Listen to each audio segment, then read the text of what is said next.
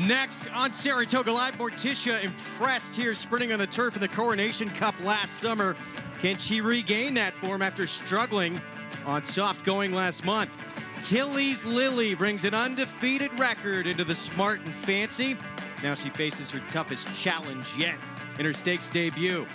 Her trainer still riding high after Catholic Boy's dominant performance in the Run Happy Travers. We'll look back on his victory and what it means for the division going forward. All that and much more coming up on this Sunday edition of Saratoga Live. It's presented by Claiborne Farm.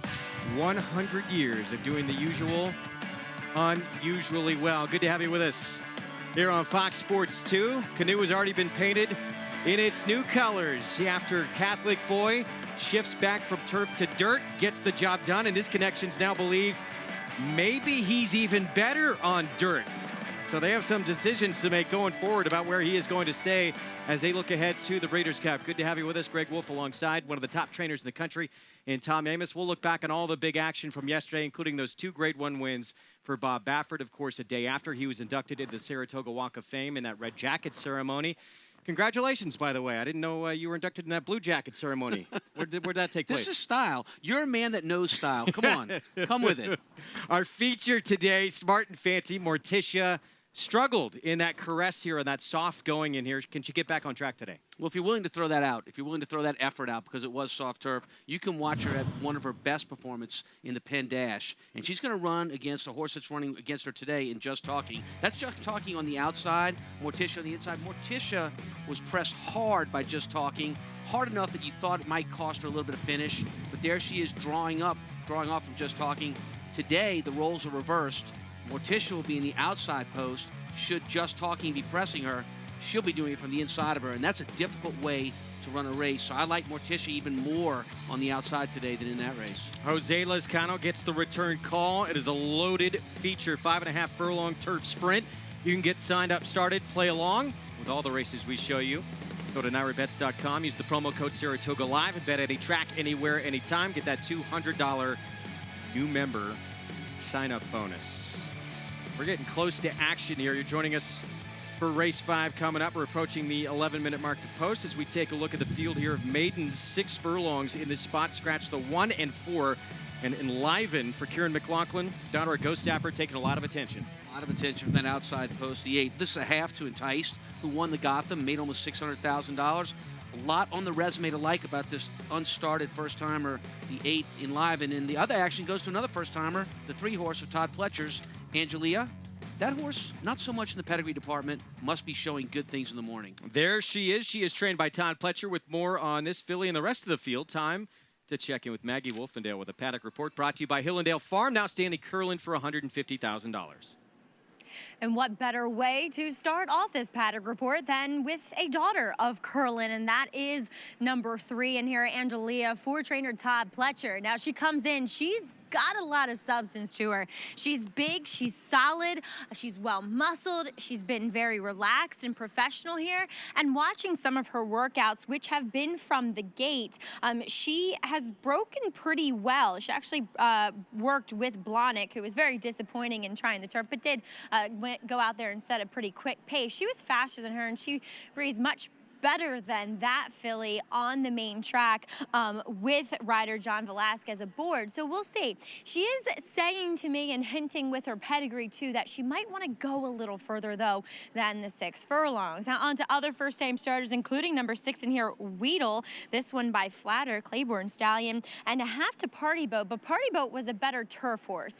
I'm a little bit dubious about the surface with Weedle. She does have a little bit of a turf look because she has that frame, she has that big walk. She might like switching surfaces maybe further down her career. We'll see though. She's well prepared, she is sharp, she's keen here in the paddock, which I like. So all things saying that she's ready, it's just, is this the right condition? Number 7 is Carolina Beach, who is in the right condition. She looks like a dirt sprinter. She's not that tall, there's not a lot of height to her, but I will say she fills out her somewhat small frame very nicely, in that she's got a little length, she definitely has some muscle mass to her. She looks like a dirt sprinter. So we'll see how quick she is from the gate. Going back a while, I didn't love the work. IRAD was aboard back on July 29th. He was niggling at her the whole way. I didn't love it, but we'll see. Now on to your current favorite. That is number 8, Enliven here for Kieran Mclaughlin. Very, very fit. And her brother Enticed won here first time out at the 6 furlong distance as well. So she's very well prepared here, Greg. I don't have any complaints whatsoever with Enliven. She's a very, very good looking favorite here. And getting bet like she could be something special. Of course, Joe Bravo won on endorsed for Kieran Mclaughlin earlier in the week, and that one expected to have a lot of potential going forward. Maybe another one here coming up for the Mclaughlin barn. Here's a look at today's races. Of course, the 5th. First one that we're bringing you, it kicks off the pick 6. Race 6 begins the Naira Bets late pick 5. $150,000 minimum single ticket payout. Our feature race in that 9th. The Smart and Fancy Morticia trying to get back in the win column, but that is a deep, competitive group. We'll talk much more about it coming up in a little bit as we get closer to that race. Weather and track conditions presented by Piranha Fly Spray, the preferred fly spray of the Saratoga Racecourse. Piranha on, pests gone. Main track is fast, and the turf condition listed as firm as we begin our post parade. And here is Malibu Mischief, trained by Gary Contessa. Second first time out against Easier, now stepping up. Yeah, and drew the was in the mud. Had the lead in deep stretch and got past late. This is deeper waters here, though. And Julia, the first-time starter. Donna Curlin for Todd Pletcher with John Velasquez aboard. Todd Pletcher has struggled with his 2-year-old firsters this meet on the dirt, and his numbers up here in general with first-time starting fillies are not good. Here's the experience of the field into the south. Is going to be making start number 3 this afternoon. Julian Leperoux rides. Ran okay last time out up here with a little bit of trouble. Obviously, a horse who has is a threat to be involved in the pace and win. Weedle, first-time starter, 7-1 for Rudolph Brissett, the flatter filly with Florent Giroux. Yeah, and as a bullet drill coming into this, actually some really nice steady drills, so maybe that's why the price is down to 7-1. Here's Carolina Beach, 6-1 for Horatio de Paz with Ricardo Santana Jr. Interesting to see Horatio de Paz saddling horse not for Sagamore Farm. Only $30,000 for a Bernardini is not a great sign. And Godolphin sending out Enliven, 6-5 favorite. Been working well, getting Lasix for the first start for Kieran Mclaughlin. Well, the dam could run. It's tricky. She was a runner. Obviously, we know about the siblings. So a good family, good works, a lot in her corner. She's 6-5. That's your field for race 5. It kicks off the pick 6 sequence on this Sunday afternoon. Quick break, and we'll be back with race 5 here. Made special weight for 2-year-old fillies. Stick with us. Saratoga Live just getting started.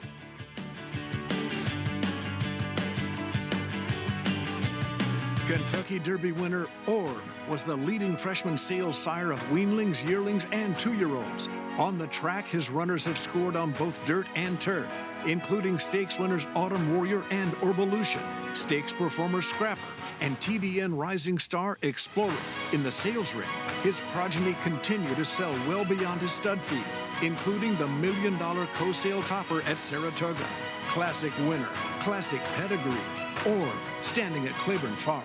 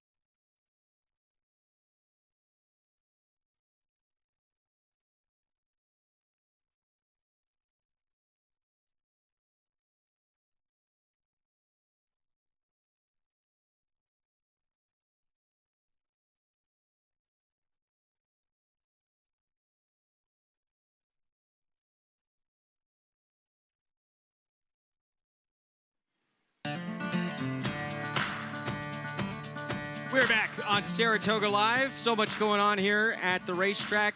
Not just premier horse racing, but all kinds of great food at the Taste New York Food and Artisans, happening every Sunday at the racetrack. Vendors featuring products made exclusively from the state of New York from 10:30 to 5 every Sunday afternoon in the Coca-Cola Saratoga Pavilion. So make use of that if you come out to the racetrack, drop by for a visit. We have our pick six coming up, over $57,000 in the pool. Even money right now on the outside filly, Enliven, for Kieran Mclaughlin, Godolphin Racing, and Joe Bravo. Let's check in for the first time. You heard their voices in the post parade. New York Racing Association handicapper Andy Serling, former New York Met, LA Dodger Paul LaDuca. Hi, guys. So Enliven, I want to say entice. Enliven, Paul's I have to entice, and you sort of alluded to that in the post parade. It's funny, Entice broke his maiden on the slop on closing day here last year. Kieran McLaughlin didn't even really like him that day, and he was just good enough. You know, sometimes they're just so good they win. He improved with a solid third in the Champagne behind Good Magic and the very talented Frenzy Fire, and then won the Kentucky Jockey Club later in the year. And this one they're betting. So let's say they didn't like that when it won. This one they like, means he probably can't win. Yeah, it's confusing, right? And then you look at this race, and you thought the 5 would be at least a closer favorite than what the 3's taking the money. But, yeah, I mean, the buzz in the morning has been that this horse can run, and she's quick from the gate. And I would think she's like her mom. She's going to be quick from the gate. Loved her mom. I love a horse that goes on to be a multi-million-dollar Grade 1 winner and start her career on the inner track. Right. I think we'll move on to the 3. Are we going to move to the 5 into the South? I mean, the experience matters a lot. Now Malibu Mischief on the rail, the 2 has some speed, but in the South showed speed last time. Now, the races aren't that good that a good firster probably won't beat her, but experience wins these races a lot more than sometimes people think. No, you make a great point, and I was toying between the 5 and the 8 who to select in here, and 5's got a good shot. They didn't have the best of trips first time out. She caused her own trouble. And then last time out, I thought she ran good. She was in tight too. She hasn't had a clean trip yet. As far as the 3, Angelia, you know, obviously Todd Pletcher's very good with firsters. Yeah. Not this year, and even in past years, his best firsters usually run earlier in the meet. And maybe they're trying to change here, and hopefully they are. But he's won his only 2 dirt maidens boys have been put up on DQs, actually, and one of them was off the turf. And his numbers with the Colts up here in Saratoga are so much better than the girls. We'll see with Angelia, but she's not really bet. No, she's a little dead on the board. I'll give you one positive if you do like her. She's been working with 2 Dozen Roses, who actually got put up via disqualification. Oh, right. That was the horse that was coming up the rail. And I understand that was maybe a weaker field, but they were heads up. So if you do like the 3, I don't know. I just think the 5. And the way they're betting the 8, when they bet McLaughlin horses, they usually run. And Joe Bravo being on is probably a good sign now. Horatio de Paz obviously has Carolina Beach, who has been training up here at Churchill Downs, but he's kind of a Maryland guy, and Gabby's desperately trying to keep that Maryland card. So we're going to hand it off to her and hear something about Carolina Beach.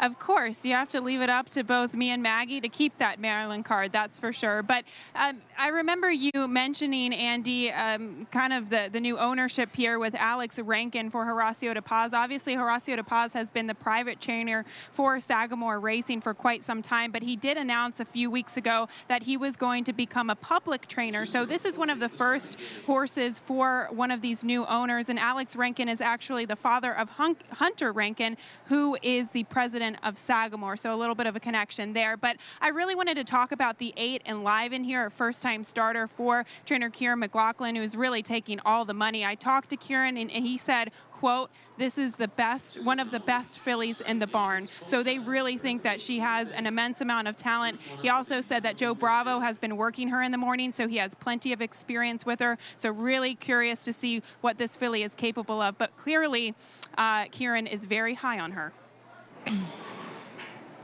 Angelia. So even money on one that is expected to have a ton of talent. Let's check in with Maggie Wolfendale. Just quickly, guys, want to talk about the one that has experience into the South. She was still green in her second start, but first time up here at Saratoga. Hollering today, didn't get any of that whatsoever. Way more professional. We'll see if that has any bearing in the face of Enliven here, Greg. All right, thank you, Maggie. There is Enliven on those Godolphin Blues. She'll load last out of a mare who won the Acorn Coaching Club American Oaks. She was very, very good. It's tricky for Karen Mclaughlin. Ogden Phipps as well. Will she live up to billing here in her debut? Joe Bravo in the iron, steps into the gates, and here we go with race 5 from Saratoga. Larry Colmus with the call. Just one left to go into the starting gate here, and Liven steps forward, into line, ready for the start. They're all in line. When acting up there in the inside stall is Malibu Mischief. Briefly unseating Junior Alvarado, who's climbing back aboard.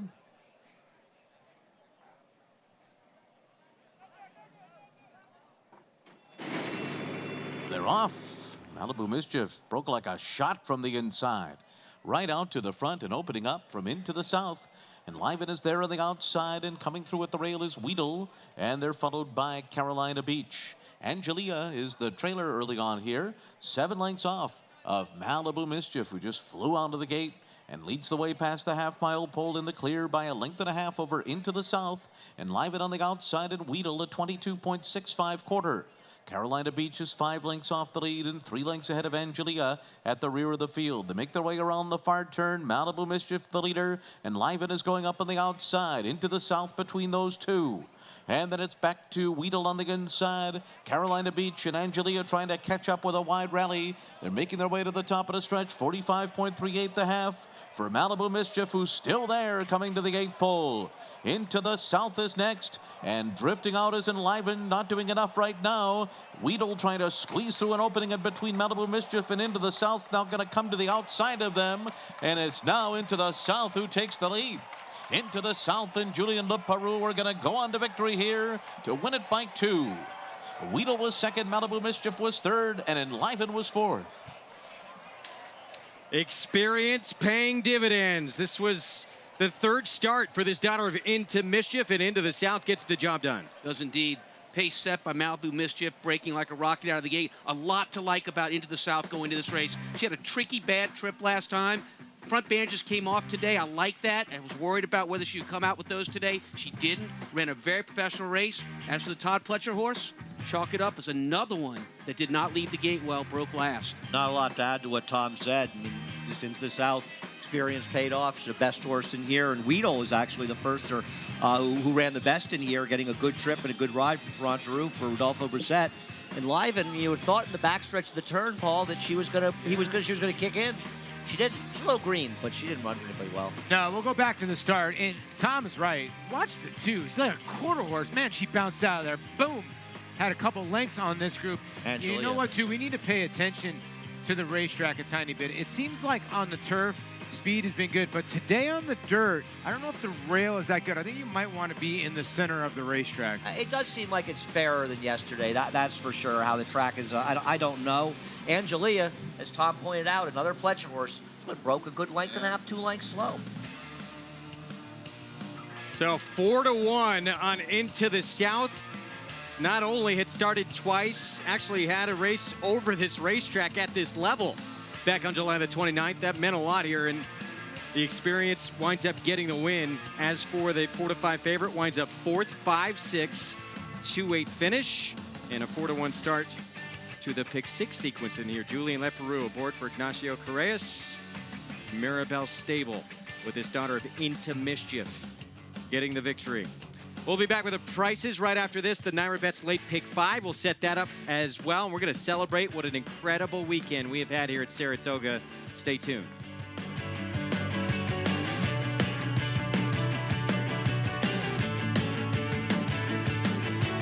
An undefeated graded stakes winner on the track. Algorithms was the nation's #1 sire of 2-year-olds in 2017 by percentage of winners. His top runners include multiple graded stakes performer Rich Mommy, winner of the Grade 3 Sugar Swirl, multiple stakes winner and graded stakes performer Recruiting Ready, and stakes winners Taylor Spirit, He Hate Me, and Sunset Ridge. In the ring, his yearlings have brought prices up to $220,000. Algorithms, standing at Clayton Farm. They're off. Bet the horses anywhere, anytime with Naira Bets. Rushes out of there to take the lead. It's easy on your computer or Naira Bets app. Earn valuable reward points on bets. Play in our exclusive promotions and earn cash rebates. Sign up now. Bet $200 and get $200. Bet any track, anywhere, anytime. NyraBets.com.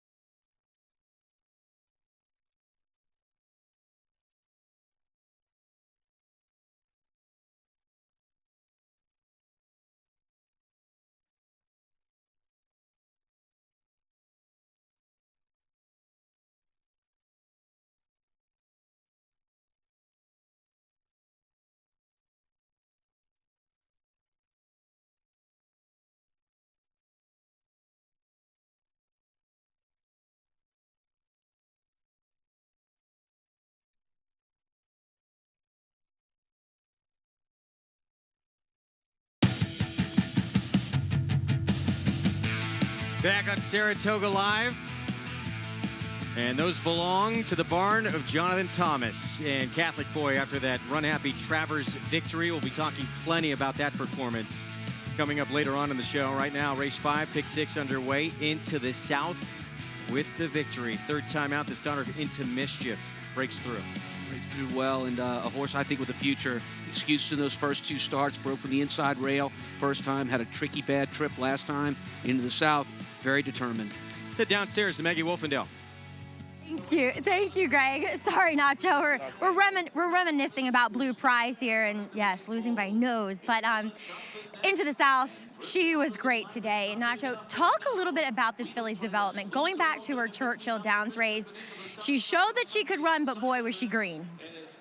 Well, I don't think that she was that green. I think that she had a ton of horse, Declan, and she had so much horse that he tried to get her outside, and I think that she almost take 2 or 3 rises with him, and that was, was really embarrassing. But she wasn't that green. She always got being very nice, very cool, very, she always have everything together.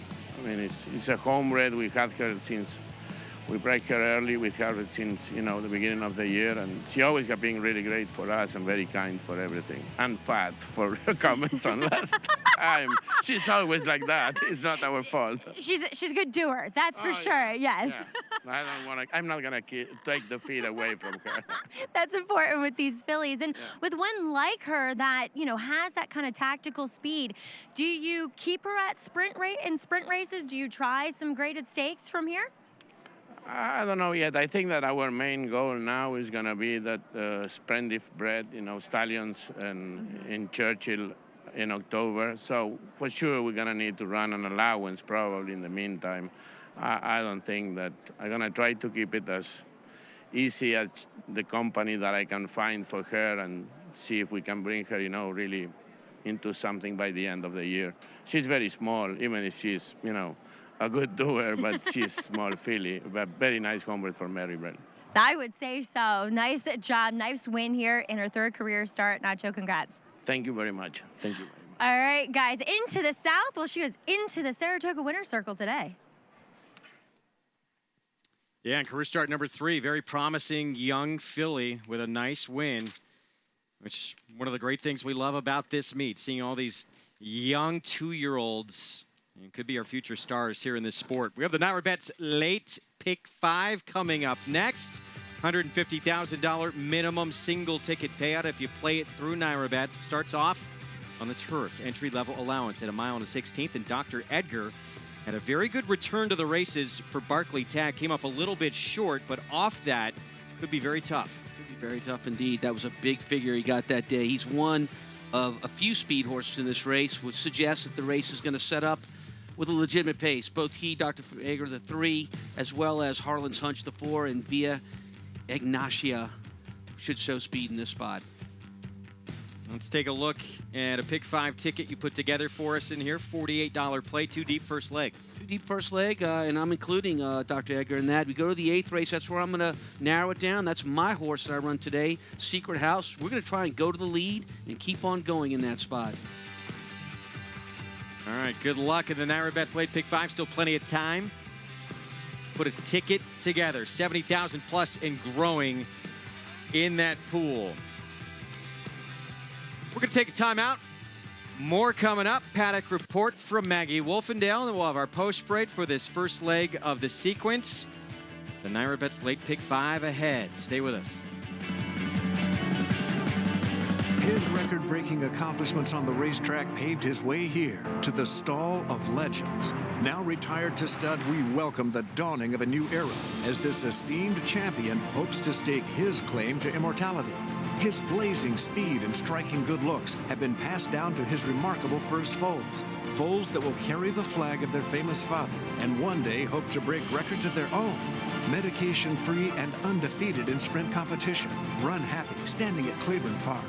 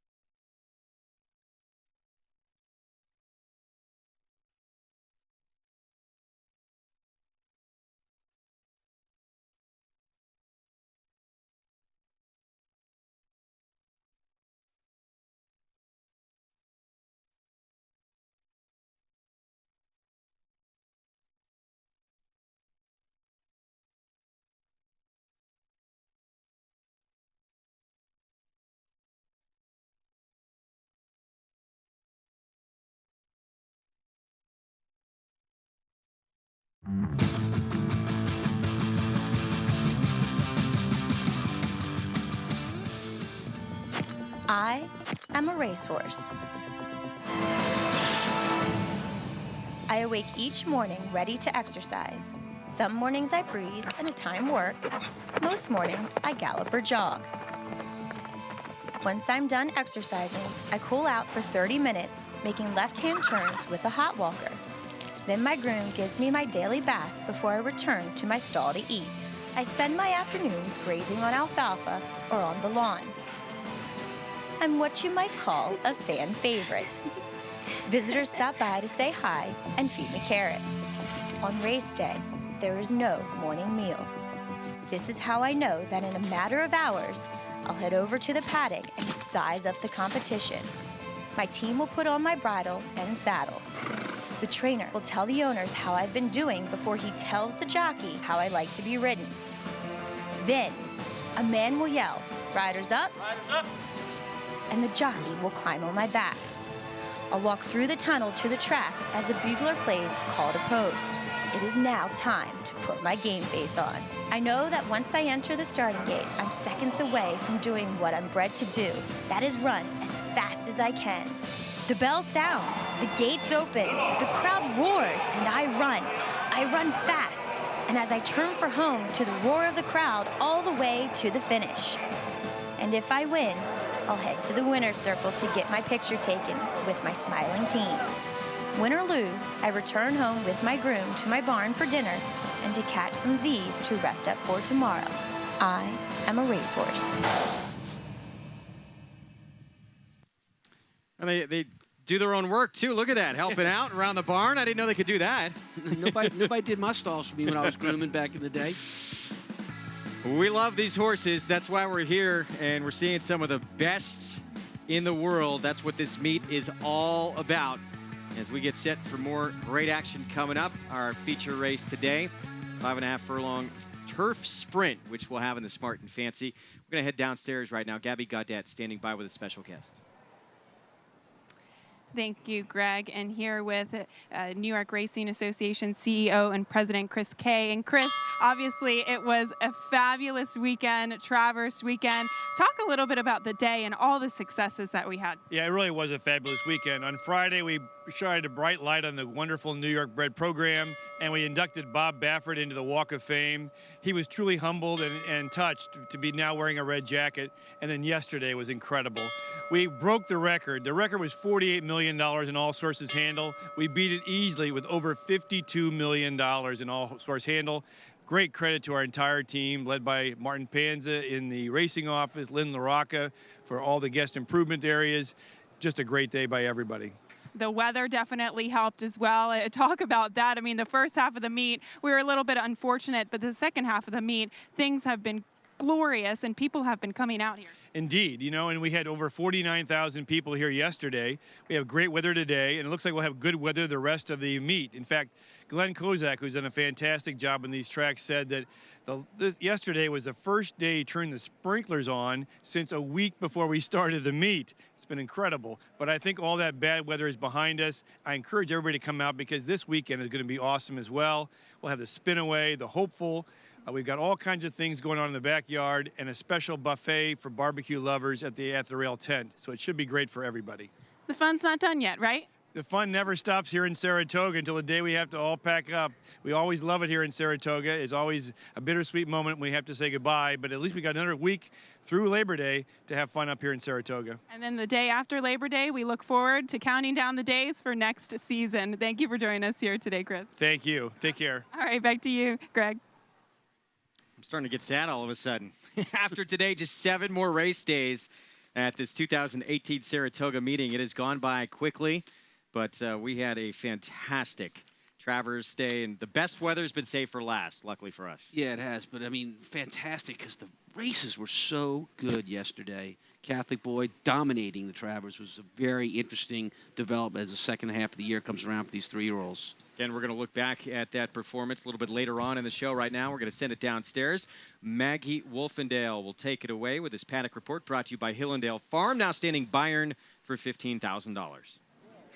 Thank you, Greg. And we'll start on the rail with number 1, Holiday Bonus, for trainer Graham Motion, who is turning back a bit in distance here from the mile and 3/8 over a soft course to the mile and 16th here. And you look at that those running lines from him, and he's always just losing the ground in the latter stages of those kind of longer races. So turning back here, to me, makes a lot of sense. Furthermore, he's nice and keen. He was nicely on the bridle when he walked in here, and he looks fantastic. You know, I know Graham has had a tough and trying meet, but it's not as if his horses don't look good. They all look fantastic, and he's had some bad beats as far as running second and third, and hopefully his time will be coming here towards the end of this Saratoga meeting. Number 5 is Via Ignacia, who's coming off of a layoff, back on the turf where he belongs. Could he have some early pace here?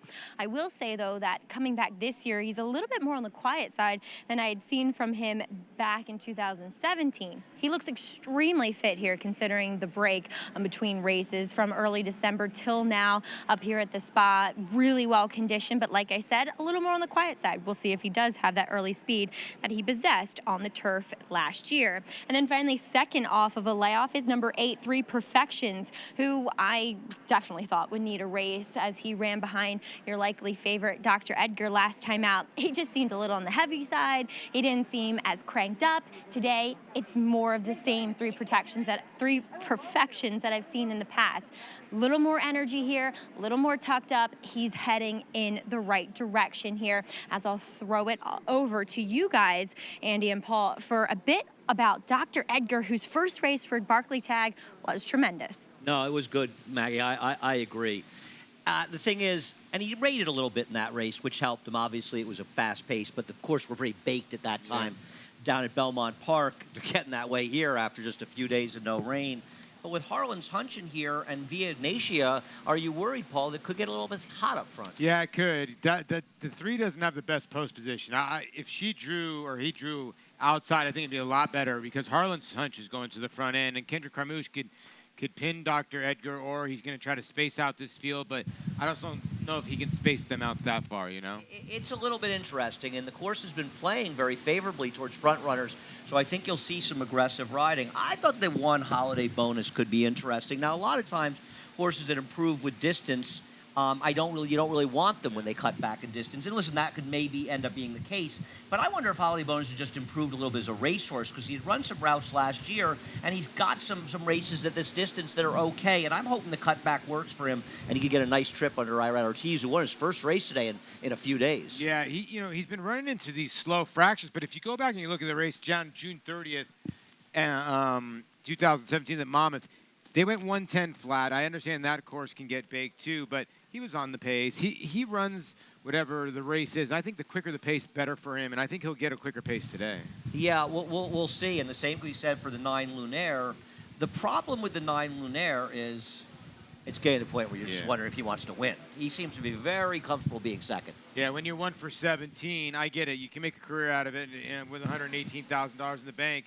Good race last time, and it seems like he likes to run a good one fresh, and he always makes his move late, but it's never good enough, so tough for me to endorse at 5-1. But, yeah, you want to use him underneath. I mean, here's a question for you. Sometimes you say there's a lot of speed in here, and it's the speed of the speed that gets it done. And 2 starts back, the 4 Harlan's Hunch was able to control on the front end, albeit against weaker. Last time out, he went the lead stalk by Dr. Edgar, and he absolutely drowned. Danny Gargan's horses, and Danny does a very good job and wins in bunches. His horses in Saratoga, his horses haven't, I thought, run as well as they had in the past. You make a good point. I'm going to give this gelding a second shot, and the reason why is that, I mean, you're right, this horse did get cooked. I mean, after not running since May, having to go 107 and change, I don't care how fast it was, but Dr. Edgar did just put him away. Maybe his Harlan's Hunch needed it. I think both of these guys know, listen, we can't do this again. Kendrick's going. Kendrick's going, though, Kendrick goes. I don't think Dylan does. That's why. I think that's an interesting question. Let's see. What do you think, Tom? Do you think they're going to hook up towards the front end, the 4 Harlan's Hunch and the 3 Dr. Edgar? Well, Andy, I think that Dr. Edgar's a little more tactical. I mean, in that last race that we watched, he really kind of challenged for the lead there. And if that was going to be his undoing, I think we would have seen it. But he actually persevered very well at the end of that race. He shows he can come off the pace. I just think he was a fresh horse. It was his first start since 2017. I agree with you guys. I think Harlan's Hunch goes to the lead, but I don't think that bothers Dr. Edgar at all. He'll just move right outside of him and sit off the pace a little bit. So 7-1 on this horse in our screen. Speedster, Speed Rider. It's going to be a very interesting pace in here. This horse that we're looking at, the 5, Via Ignatia for Bill Mott coming off the bench. Should be fresh because of that.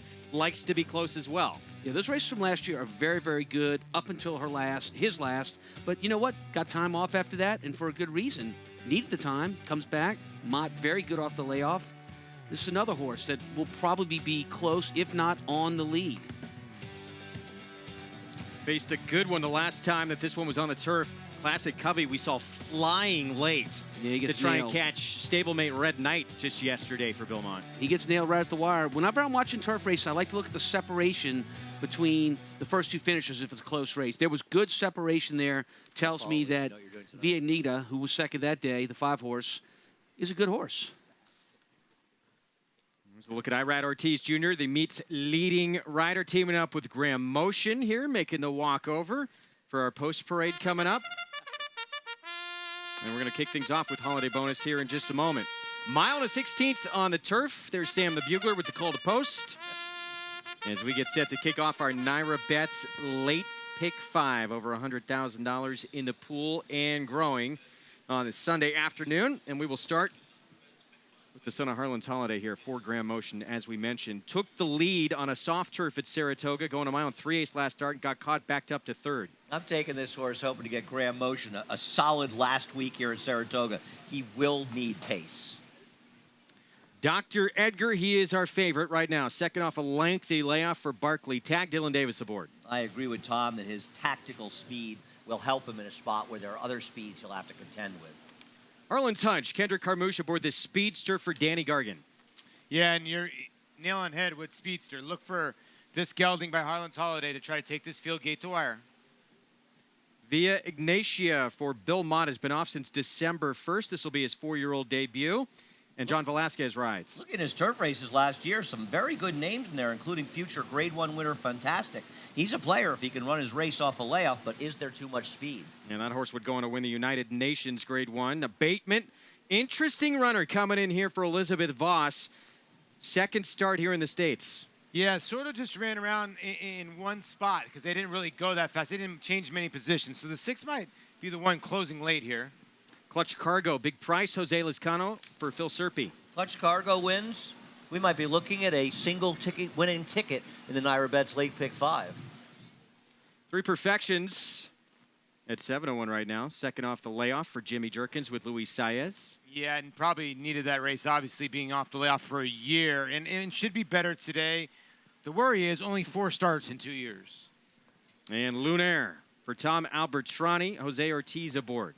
Has the credentials to win this race, but seems to be much happier finishing 2nd and 3rd.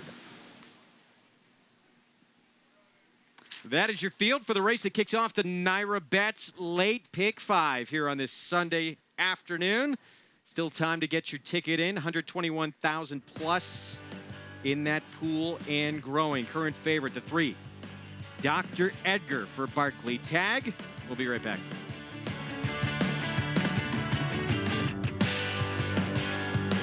His record-breaking accomplishments on the racetrack paved his way here to the Stall of Legends. Now retired to stud, we welcome the dawning of a new era as this esteemed champion hopes to stake his claim to immortality. His blazing speed and striking good looks have been passed down to his remarkable first foals. Foals that will carry the flag of their famous father and one day hope to break records of their own. Medication-free and undefeated in sprint competition. Run happy, standing at Claiborne Farm.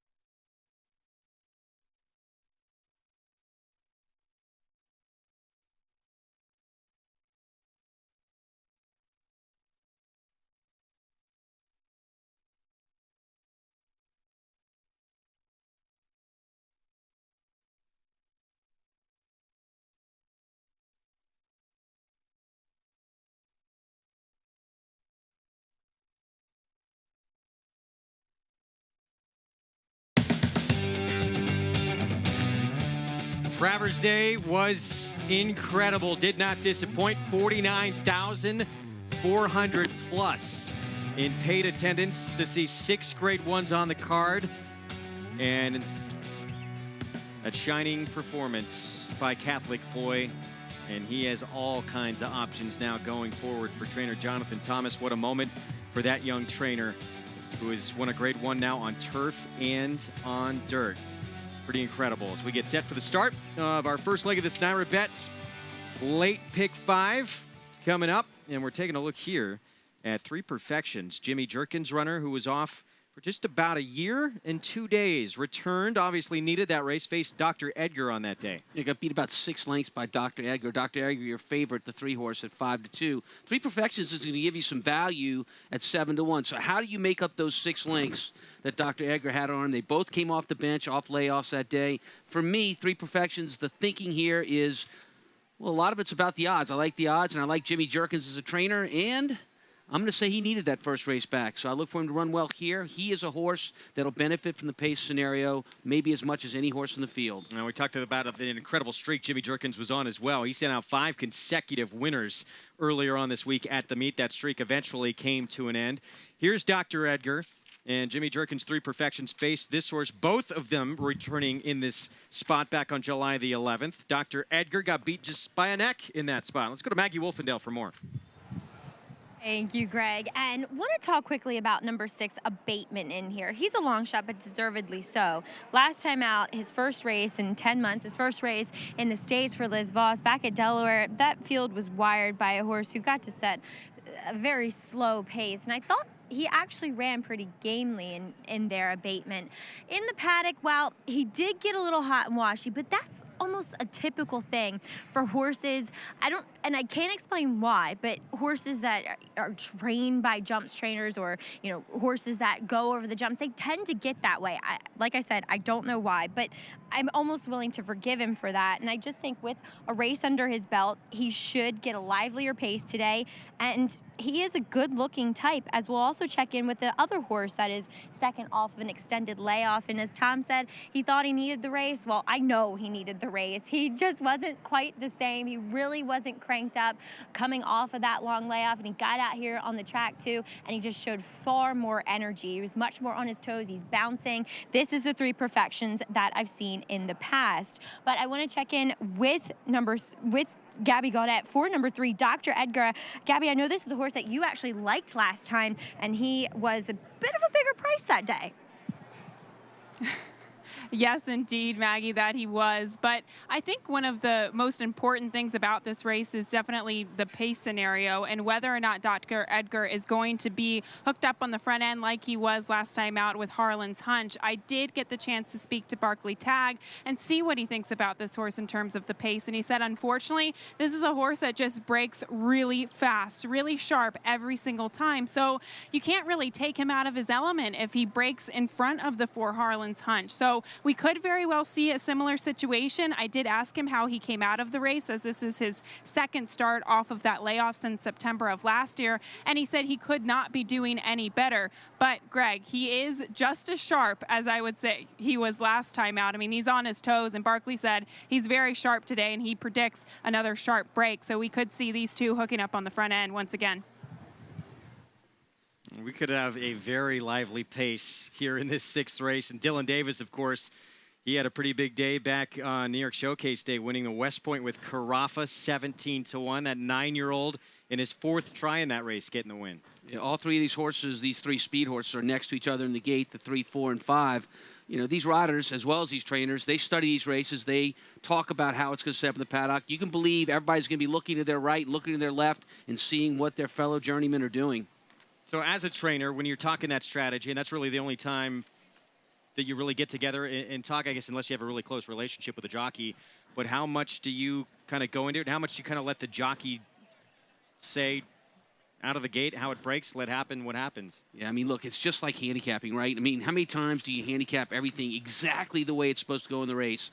Hardly ever. So when you in the paddock with the rider, everything is conditional on this or that going one way or another. I rarely give specific instructions unless my horse has a habit or only one way to run. Otherwise, I leave it in the rider's hands. You start making a lot of plans. You feel like you're kind of muddling the brain of the jockey. I'm always nervous when I see those trainers walking all the way to the track with their rider and their horse and continually talking to them. That's what you call TMI.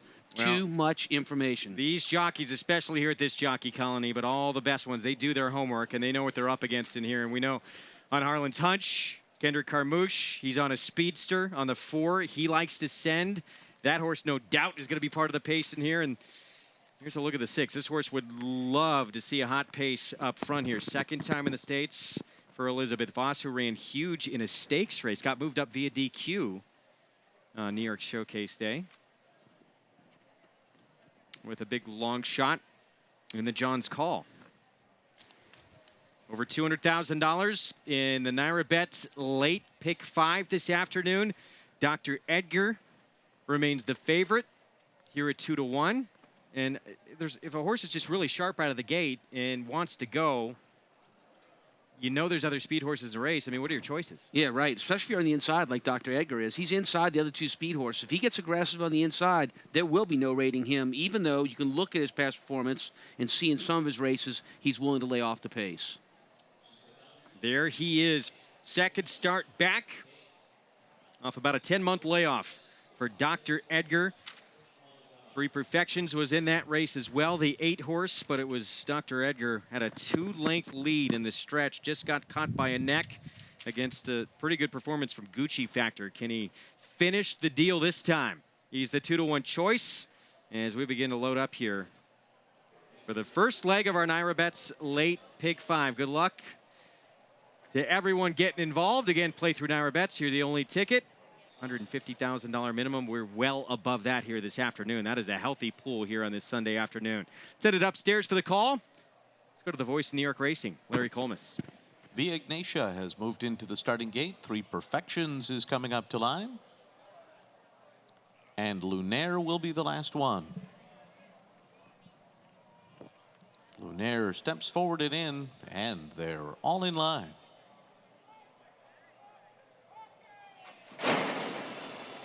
They're off.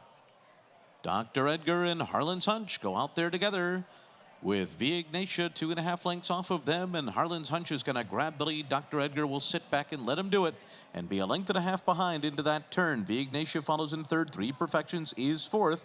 Moving into that turn, then Holiday Bonus saving ground just clear of abatement. Clutch Cargo is second last. Lunaire is the trailer 10 lengths off the lead as Harlan's Hunch runs a 22.99 opening quarter mile and is run off to a 3-length lead on Dr. Edgar up the back stretch. It's another 3 to Via Ignatia. Holiday Bonus is side by side with 3 Perfections, and they're 8 lengths behind right now, clear of abatement. Clutch Cargo is at the back of the pack alongside of Lunaire, some 14 lengths off this speedball who went 45.42 for a half mile.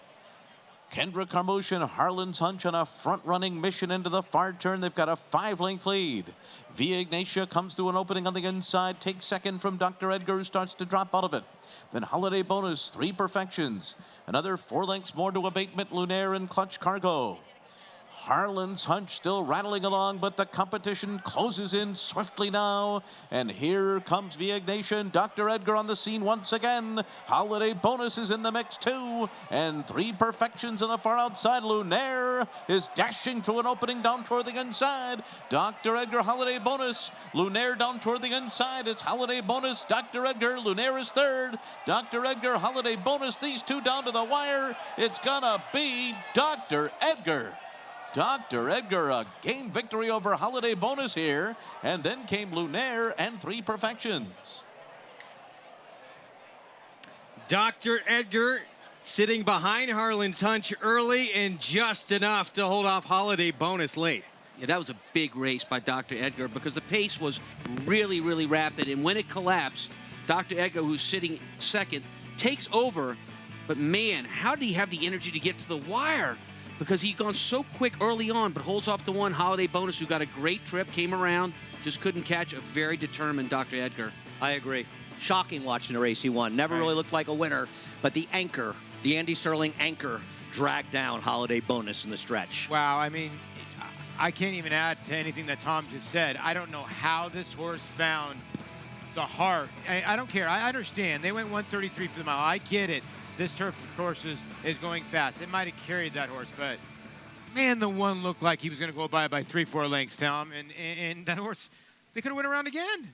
Well, you're 1 for 16, Paul. You find ways to lose. That's true. That's true. There's Barkley Tagg, your winning trainer, and he's done a nice job here with Dr. Edgar since he has come into his barn here with a couple of starts, just missed by a neck off the long layoff, and now able to get into the winner's circle here as a 6-5 favorite. And that was a tough beat. It looked like Holiday Bonus was poised to move right on by. Oh, it did indeed. And he got the right setup to move right on by. But Dr. Edgar, put a circle around his name and keep him in your notes. He ran a good race today. So Barkley tag off to the winner's circle, of course. And now we have an objection between the top two finishers, so hold on. Yeah, I wonder where that took place because Dr. Edgar was really way on the outside in that race against the... That's strange to me. Let's see what happens here. Guys, you see anything downstairs? Well, they finished way out in the middle of the racetrack, and since this is the land of herding, I'm sure there was some herding going on, but unless there was some contact, though I would take them down. The stewards here won't take them down. Yeah, we haven't been able to see it yet. Now we're going to be able to see it. So you got the horse Lefty whip on the front end, and mild, like Andy's saying, this is called herding. And what happened yesterday, if there's anything else dramatic... you know, I got to tell you, I would take this horse down. It's not just because I bet the one. The one was going by, and he pushed him out in the track, and that's why he won. He will stay. The stewards don't take it down. I don't know about the one was going by, Andy. You think so? After we saw yesterday with Abel Tasman and the other horse meeting? That was mitigated because the late was coming in.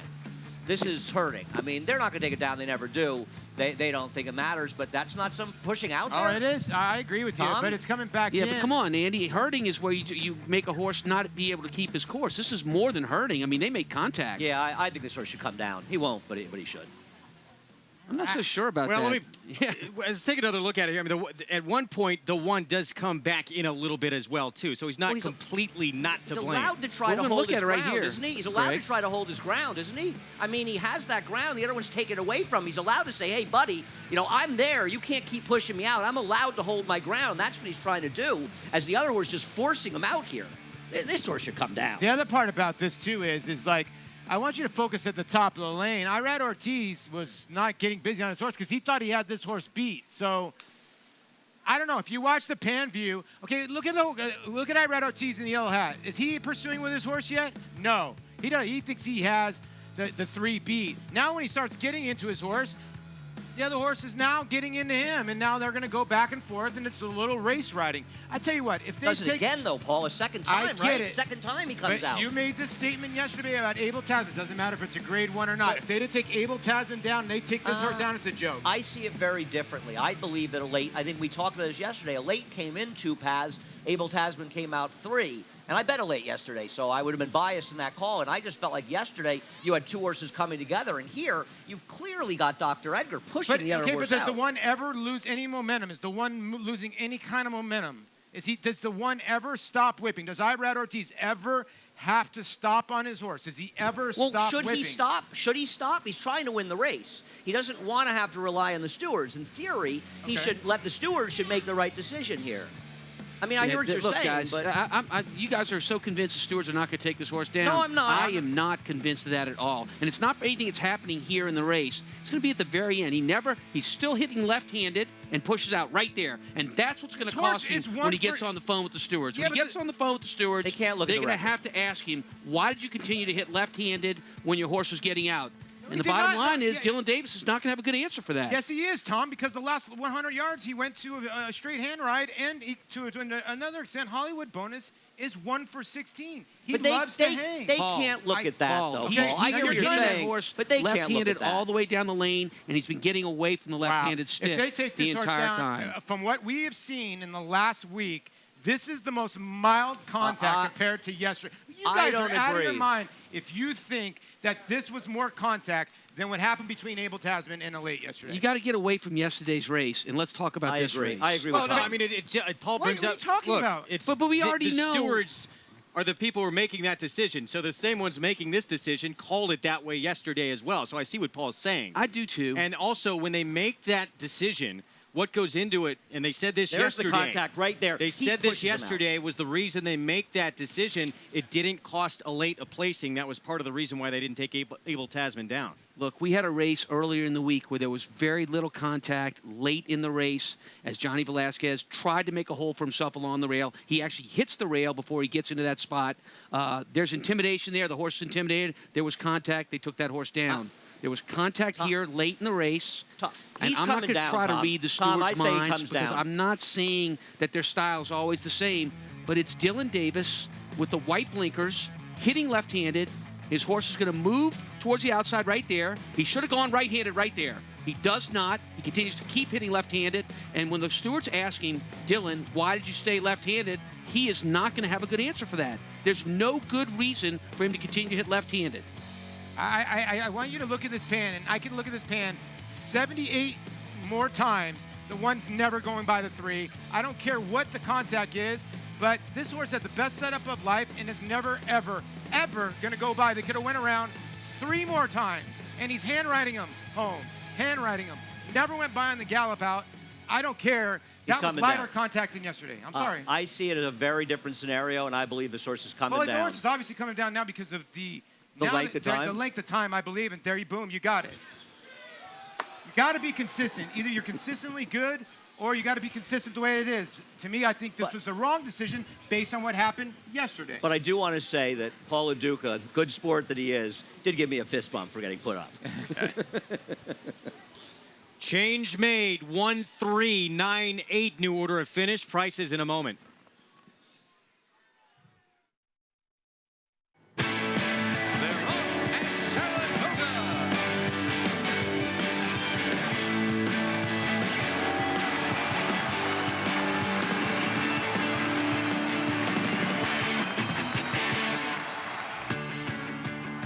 Welcome to Saratoga Live on this Sunday afternoon. It is presented by Claiborne Farm. 100 years of doing the usual unusually well. Good to have you with us. We have a little drama going on right now. We just showed our Fox Sports 2 audience this 6th race. Dr. Edgar the 3 crossed the wire first. It was a neck-and-neck battle with Holiday Bonus. There was some bumping, a long look by the stewards, an objection on the board, and they made a change. They did indeed. And look, if we get a chance to watch it again, it's all about what the riders are doing down the lane. The horse with the white blinkers, that is Dr. Edgar. He's going to win the race. You're looking at Dylan Davis. He's hitting left-handed. He's going to come out towards the second-place finisher, the 1, Holiday Bonus in the yellow cap. And he never switches sticks. He stays with his left hand, and they're going to make contact, and that's the problem. When he talks to the stewards, they're going to ask him, why didn't you switch sticks if your horse is getting out? He's not going to have a good answer for it. They took him down. So change made, Holiday Bonus now given the victory. Graham Motion, Irad Ortiz Jr. And Barclay Tagg, he was on his way to the winner's circle. He thought he had this wrapped up. Then all of a sudden that objection sign went up. It was a long look by the stewards, and in the end, a change. So Holiday Bonus, Son of Harlan's Holiday with the win. Irad Ortiz Jr. aboard for the winning ride now. Let's go downstairs to Gabby Gaudet. Thank you, Greg. And here with Irad. Irad, just talk us through the stretch and kind of what was your perspective on the bumping that was happening during the stretch? Well, you know, all the steward make the decisions, but I feel I have to claim. My horse was coming, and then the inside horse came out a little bit, and was probably 3 bumps, touched me. I was some contact on the red, and I get beat by a head. I feel like I have to claim, and I have a good chance to going up, so that's what I claim, because I think probably he get there. So you feel that the contact there kind of stifled your horse's momentum during the stretch? I think so. In the last one was a little bad, so I have to do what I have to do, try hard for the owners, and I did. I think I'm gonna get there, but whatever happened on the stretch cost me probably the position, so that's what I claim foul. But even before that, I read this horse was making up a tremendous amount of ground, a fast pace in front of you too. A good setup here, but a good run under your horse as well. Yes, we cut the distance. He was running longer. We talked last race. He get to the lead and he hang. I don't think he wants to go that far. We cut the distance, mile 16, and he showed probably that's what he wants to do. Absolutely. Well, congratulations on this one, Irad. Thank you. We'll check over on the other side of the winner's circle with Maggie Wolfendale, who's standing by with winning trainer Graham Motion. Thank you, Gabby. And yes, we're just a couple feet away from you. And Graham, it's been a trying meet, and your horse has been running absolutely fantastic. You've just been on the wrong end of photos. Today, though, you're on the right end of a steward's call. Yeah, I mean, I thought I was on the wrong end again. I thought this horse ran great today. You know, we shortened him up. Irad gave him a great ride. He was very patient, and he felt pretty strongly about it. So I'll take it any way I can get it at this point. And turning him back a little bit, you could see that Irad was just trying to time things out right in the stretch. He does feel like a horse that does want to hang. Yeah, absolutely. I mean, he was second-guessing himself because he said he thought maybe he waited too long. But this horse gets to loafing a little bit when he makes the lead. I thought he gave him a great ride, and look, we ended up on the right side of it today. Spring Quality, a nice turf horse for you coming out of Sword Dancer yesterday. Where do we go with him from here? Yeah, I think we have to go the Joe Hirsch. You know, we got a little derailed. We were going to Arlington. I thought he ran great yesterday on what was a pretty speed-favoring course all of a sudden. He was getting to them at the end, but I think when we get back to Belmont, hopefully we can turn the tables on those guys. I like it as well. He loves Belmont too. Graham, congratulations here. Well deserved. Your horses have been looking fantastic. Thanks, Maggie. I appreciate it. All right, guys. Graham Motion does get a little lucky as far as the racing gods are concerned here today.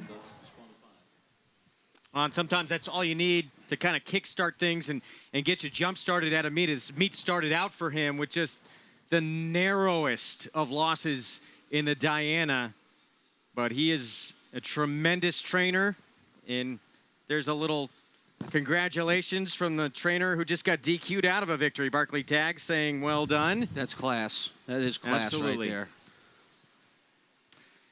So a holiday bonus moved up via disqualification here to start off our Naira Bets late pick 5 as we check downstairs with Andy Serling and Paula Duca. I just got to ask Tom one question. When the jockey and the trainer both said they weren't supposed to get taken down, now do you question it? I'm trying to ask Tom a question. Now do you convince that Graham even those he shouldn't have even been put up? Look, you got to remember, there are so many parties at play here. The owners of both those horses, the trainers of both those horses. Everybody's trying to be politically correct. So I think the most important thing to take away from this DQ is that the stewards have got to explain themselves afterwards. We need an explanation to see what they thought, what the evidence was that made them make that decision. There's not enough of that in racing, and there certainly isn't enough of that out of this steward's box up here. I agree. I mean, there's nothing I could say. All I know is, listening to Jose and listening to Graham, I had to do what I had to do. I thought it was a bad takedown. That's my opinion. I don't think it was. I think it was the right takedown. Now, I understand some people would say, well, they don't really call the hurting that much. I thought there was contact. And I understand Javier that the one has some won hang 1,000 in him. races hurting people. I get it. He also got disqualified in a big stake at Canada for doing exactly what they let him get away with here. Now, that doesn't mean that they're supposed to be consistent. I get it. I think the horse should have come down, and I bet it late yesterday and thought it was the right call. So I think I'm a little bit unbiased, though I'm glad, obviously, there was this switch. Yeah, it's true. Well, we move on, and that's the difficult situation that the stewards are in. Whatever decision they make, half are going to be happy, well, depending on who bet the horse, half are going to be upset. But in the end here, after the longer it goes, you knew there was going to be a change. When they start taking a longer and longer and longer look, it usually means horse is going to be coming down. That was the case here to start off our Naira Bets late pick 5. If you got bounced out of there, good news is we have a late pick 4 coming up. Yes, we do. You sound like you're talking from personal experience there. You okay over there? Everything's all right? I don't know. I might not be okay for a while. 7th race coming up. Our feature race later today is the Smart and Fancy. It's 5.5 furlongs on the turf. Morticia was a stakes winner here at the meet last year, but she struggled on the soft going in the Caress back on July 23rd here at this meet. Prior to that, she ran huge at Penn. Yeah, if you're willing to forgive that last race on the soft turf and you look back at her race at Penn here against another participant today in today's race, you have to like her. Broke from the rail, was challenged, pinned down towards the rail all the way around there, shook that one off, and was able to withhold any challenge that came after that. Morticia ran a very, very good race. Jose Lezcano will be back aboard this afternoon looking for her 8th victory on the turf in 14 career starts. Get signed up, get started, play along with Naira Bets. $200 new member sign-up bonus when you use the promo code Saratoga Live, and you can bet any track, anytime, anywhere. So the late pick 4 coming up here momentarily. We're going to check downstairs in the paddock right now with more on our feature race with Andy Serling and Paula Duca. Tilly's Lily, we'll see if it's just one of those magical weekends for trainer Jonathan Thomas. Tilly's Lily's a nice horse, and Jonathan's obviously done a good job with her. This is a big step up for her, this is. and she's not going to control in the front end a moderate pace in this field, Paul. No, she's not. But you can't argue what this filly by Distorted Humor has done. She's went over the slop at Gulfstream Park in her first career start. Then she went on the turf. She destroyed foes there. She went down the hill at Santa Anita. It was probably the most unique course, at least in North America, because you make a right first and a left. She conquered that with ease. Then she came to Belmont and stopped the clock in 108 and 3. And I think she could rate, Andy, because I just think she's just ultra talented, and she might have to in this race. Oh, she's going to have to probably rate. We'll see. I mean, she did rate down at Gulfstream Park, stalked there against Lessers. The way Jonathan Thomas is going, I'm not going to put anything past him. I agree. She's going to have to improve, though. This is a crazy tough race. I mean, Yeah, this is one of the more fun, entertaining races we've run the whole meet. No, I'm with you. When you have horses like Fire Key, which I'm in love with, I know he's out of form now, or she's out of form at about 20-1, or now 10-1, because she's run races that can win this. That's crazy. Oh, she's got a chance. Now, Maggie's talking about a horse that she knows I'm a big fan of, and is going to need every bit of a strong pace, Maggie, with JC's Shooting Star. That she is. It's always a question mark with the 5.5 with JC's Shooting Star, but she's one of 3 New York breds in here, and she, well, is coming off of an effort where she was on the dirt. Yes, she has some good dirt races overall, but she is a filly that, or I should say mare, that shows up every time. You have to have a lot of love and respect for her. We'll see if that pace develops nicely for her, and same thing can be said for the kind of up-and-coming filly of the New York bred quality in number 12, Epping Forest. She's graduated through every condition she can as she'll step into stakes company once again here. And Epping Forest, I think, is a filly that could be on the upswing for her trainer, Christophe Clement. But Gabby, as I throw it over to you, I am still reeling of the fact that Catholic Boy was so impressive for an up-and-coming trainer in Jonathan Thomas. I completely agree with you, Maggie. Wow, what a performance we saw from Catholic Boy yesterday. Jonathan Thomas will obviously be sending out Tilly's Lily in the feature today, but it's pretty amazing that this is the only win of the meet for Jonathan Thomas, and it was the Run Happy Grade 1 Travers. I was talking to Javier and Jonathan a little bit earlier today, and just the way that he glides over the racetrack. Javier had so much experience on the back of this horse, even leading into the Travers, and that gave him so much confidence to deliver on the day yesterday. And like I said, the way he got over the track, this is a serious accomplishment. The way that this horse could win 1.25 miles grade 1 on the turf and follow that up with 1.25 miles on the dirt grade 1. Pretty special here. Greg, I think it goes without saying we're all really excited to see what the future holds for this horse. Yeah, without question.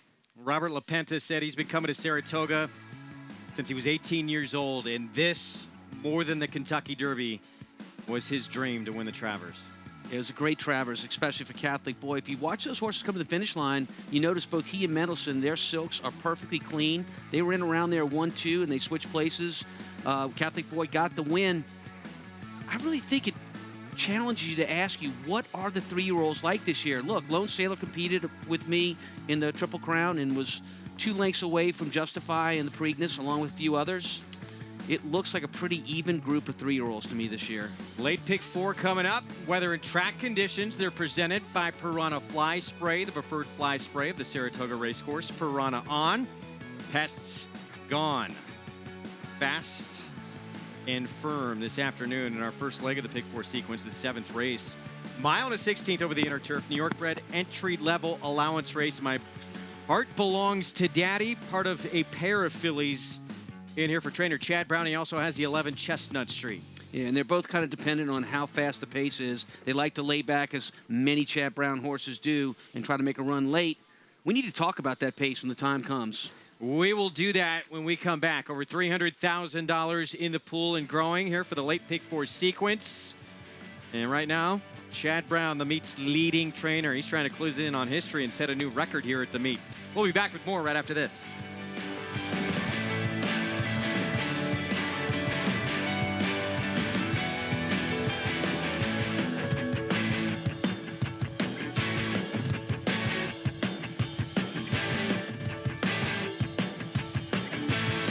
His record-breaking accomplishments on the racetrack paved his way here to the Stall of Legends. Now retired to stud, we welcome the dawning of a new era as this esteemed champion hopes to stake his claim to immortality. His blazing speed and striking good looks have been passed down to his remarkable first foals. Foals that will carry the flag of their famous father and one day hope to break records of their own. Medication-free and undefeated in sprint competition. Run happy, standing at Claiborne Farm. They're off. Bet the horses anywhere, anytime with Naira Bets. Rushes out of there to take the lead. It's easy on your computer or Naira Bets app. Earn valuable reward points on bets. Play in our exclusive promotions and earn cash rebates. Soft gonna turn with a length and a half lead. Sign up now. Bet $200 and get $200. Bet any track, anywhere, anytime. NairaBets.com. How do New York breds perform?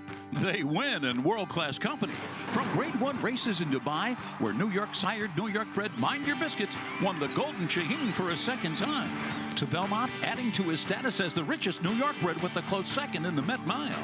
The Belmont Festival saw 2 more New York breds become millionaires, 4-star Crook in the New York Stakes, and world record-setter Disco Partner with a repeat victory in the Jaipur. New York breds, get with the program. Once again, among the world's leading sires of stakes horses and graded stakes horses, Warfront has sired 8 champions and 8 millionaires. Recent Grade 1 winners include European champion U.S. Navy Flag and Lancaster Bomber, plus an ever-growing list of 2018 graded stakes winners. In the sales ring, his yearlings continue to bring prices well over $1 million. International Super Sire Warfront, standing at Claiborne Farm.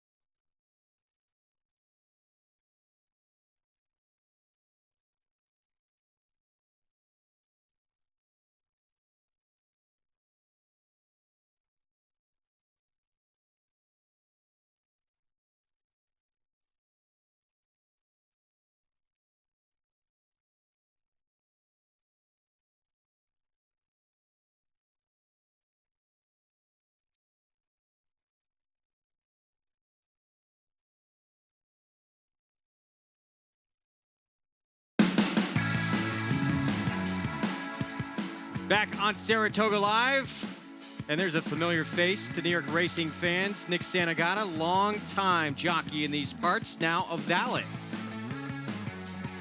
Called his name for a number of years, covering horse racing. We're getting set for our pick 4 coming up. We're going to check in right now with Maggie Wolfendale. It's time for a Paddock Report. It's brought to you by Hillendale Farm, now standing Curlin for $150,000.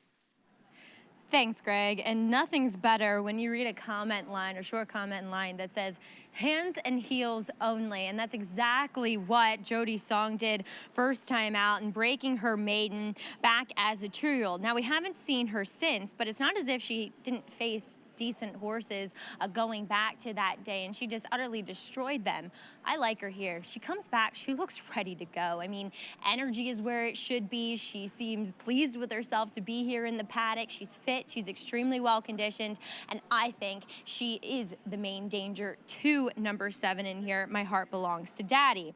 Now, there's a bit of a mystery horse in here, and that is number 6, Seeking the Blue.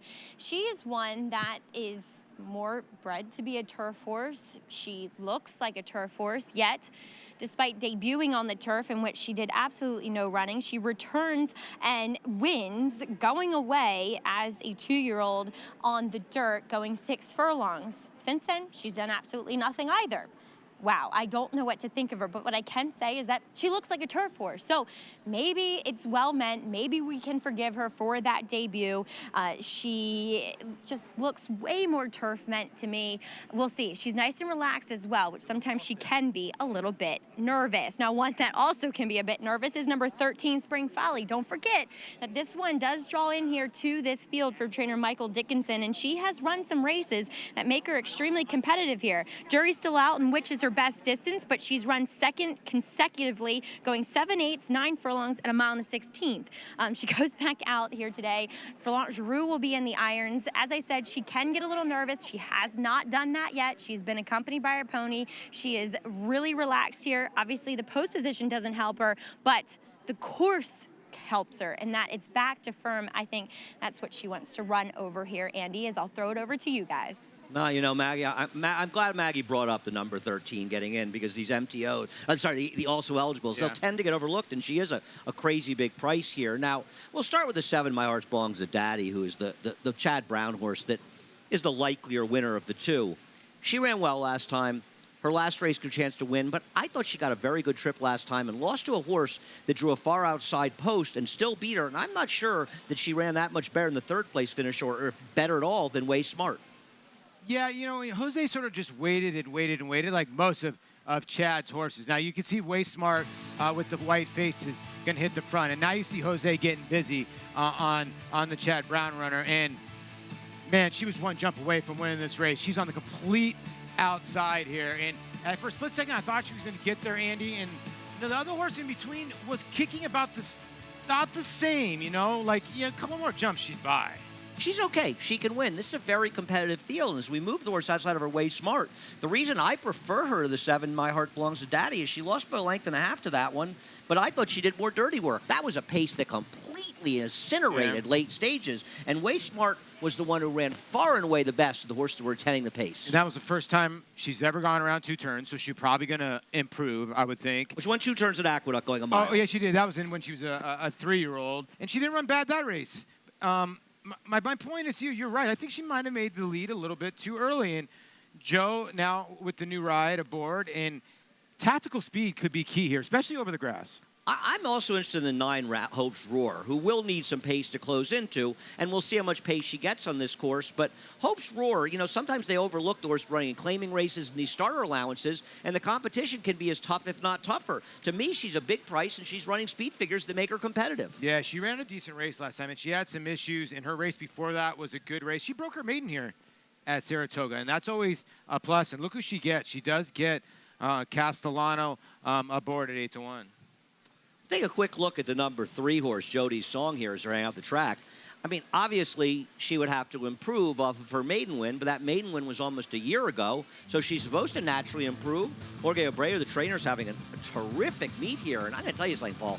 She won this race with the utmost of ease. Oh, I remember this race. I remember walking into the parking lot, and somebody told me about this horse, and I could have rode. I remember that. I could have rode this filly this day, and Purely Lucky has come back to be okay. Now, listen, you don't want to have a horse win like this and be away for so long, but hopefully she's okay. She's got a ton of talent. She's getting bet. Well, she's on the board at 7-2 right now. We'll see here in a moment. Here is Codrington to start things off with Kendrick Carmouche from Mike Maker, second off the claim. Yeah, you know, first off the claim was on a yielding racetrack. You know, she might not have liked it, so maybe a live long shot.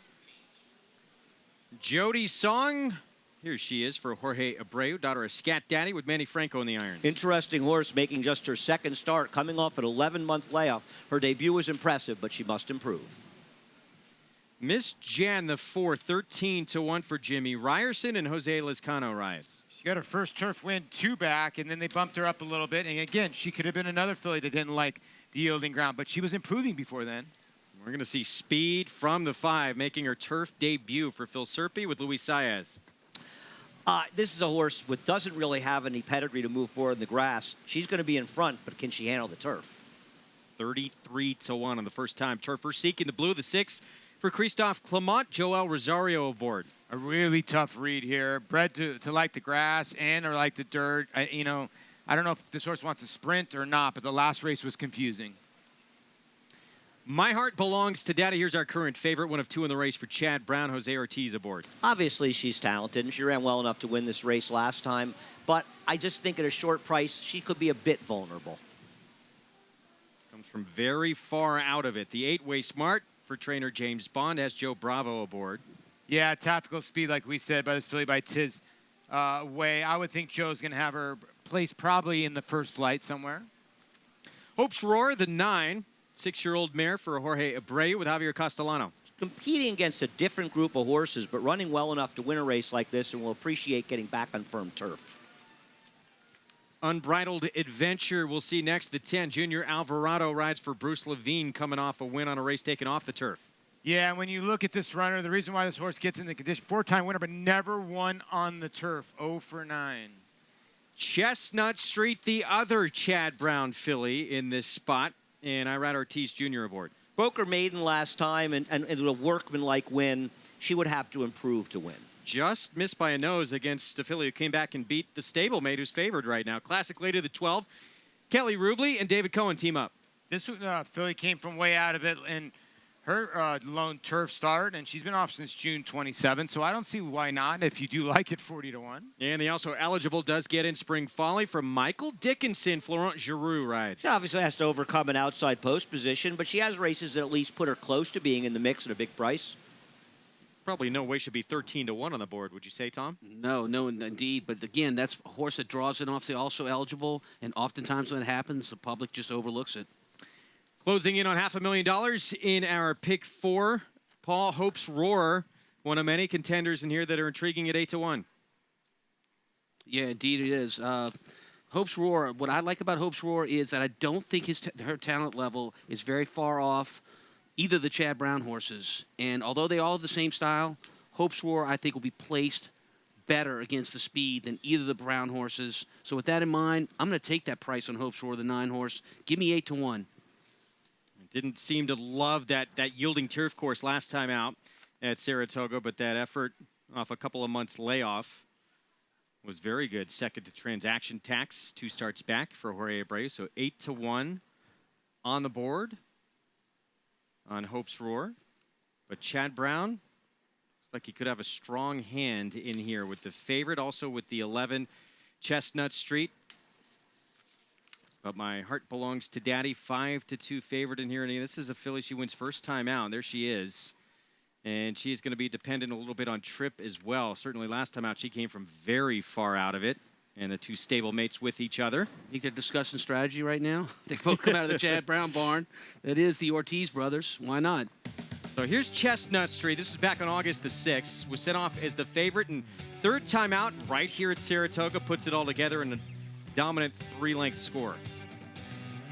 Does indeed. Look, these horses, both of them, Chestnut Street as well as My Heart Belongs to Daddy, they're going to look for the same kind of trip to come around, hopefully a tiring pace. But that's the deal in this race.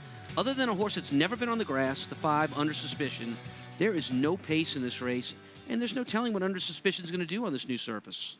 So 5-2 on My Heart Belongs to Daddy, 7-1 on the stablemate Chestnut Street. Let's check in with Maggie Wolfendale.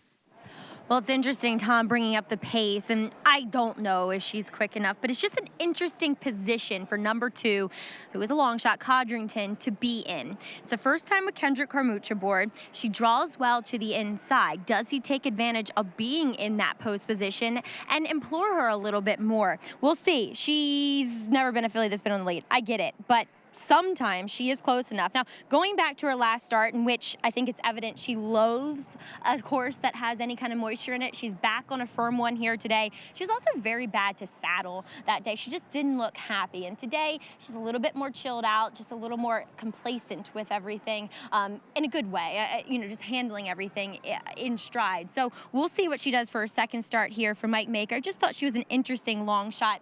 And where is she used in regards to the running of the race, I think, is the big question here, guys. We'll see a couple of 9s up there on the board. Hope's Roar, who we were talking about earlier, the 6-year-old mare, who, again, did not love that yielding turf course last time out on July the 25th here. We'll see if she can make an impact at 8-1, but there are a lot of ways to go in this race. Did you think there was a big difference between the 2 stablemates from the Chad Brown barn? I did. I thought the ones getting the action today, My Heart Belongs to Daddy, I thought showed a little bit more quickening the last part of the race. I thought had a little bit more burst. It's going to be it's going to be those horses that want to close in here. It's going to be all about how much setup they get. Look, there's only so much energy in a horse. And if horses aren't using a lot of energy earlier, think about it like a foot race. If the runners aren't using a lot of energy early in the race, they're going to have a lot of energy left at the end of the race, and it's going to hurt the deep closers.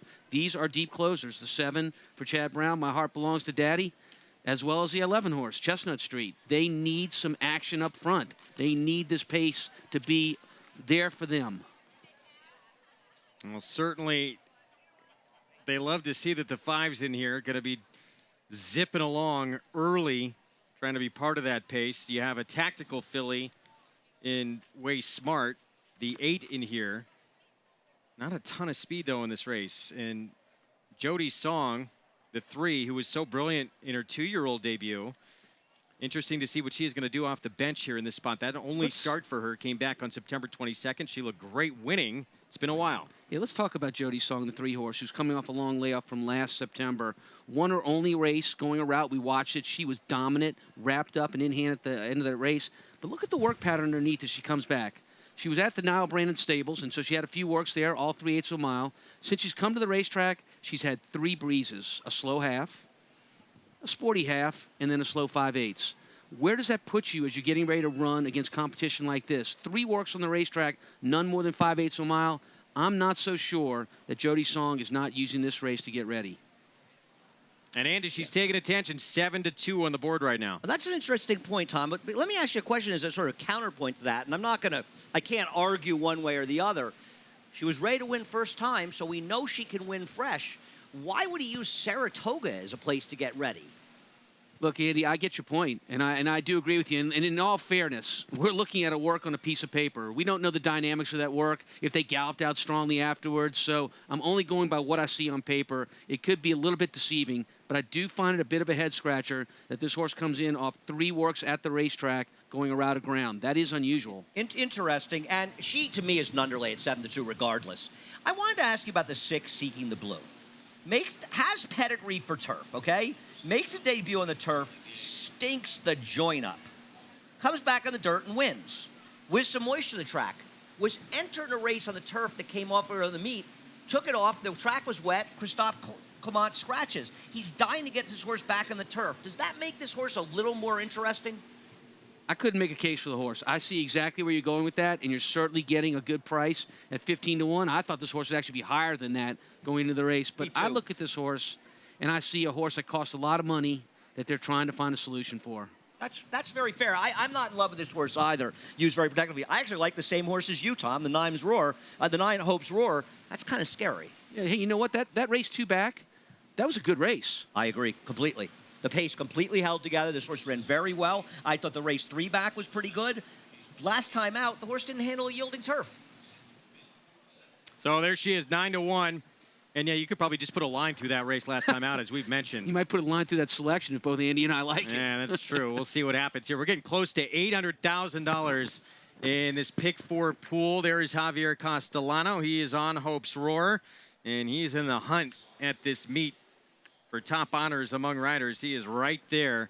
Little work to do to catch Irad Ortiz Jr., but he's having a tremendous meeting. But 5-2 right now on My Heart Belongs to Daddy. Chad Brown, the meet's leading trainer, sending out the 7, the favorite, and also has the stablemate, the 11, Chestnut Street. Both of them dependent on getting a little help up front. And then when the real running starts, will they have room to make their moves? Yeah, we'll see. We're having a little trouble with the 10 Unbridled Adventure. They must know that she's a little trouble at the gate because the gate was open at the front for her, which they don't ordinarily do for horses that are loading. So they've worked with this horse before. They know her, and they're giving her a chance to do things the way she likes to do it. Never is a good idea to try to get tough with these horses. Work with them, not against them. This New York Racing Association starting gate crew, as good as it gets. They know the tendencies of all these horses on the grounds, and they are the unsung heroes here of making these races go along so smoothly each and every day. It looks like the 10 steps in. Okay, they'll close the gate. Let's send it upstairs for the call. The voice of horse racing's Triple Crown, here's Larry Colmus with the start of the late pick 4. My Heart Belongs to Daddy has moved into the starting gate. Chestnut Street will be the next one to go in. She steps forward. Just 2 left to load now. Classic Lady and Spring Folly will be the last 2. Classic Lady going in, and Spring Folly with Florent Giroux coming up to the outside stall will be last to load. Goes in, and they're all in line. They're off. Codrington sent out of there to show some early speed. There goes Classic Lady on the far outside. Up there too is Under Suspicion between those 2. And then it's Seeking the Blue. Spring Folly on the far outside, followed by Jody Song down toward the inside. After that, Hope's Roar going up outside of Way Smart.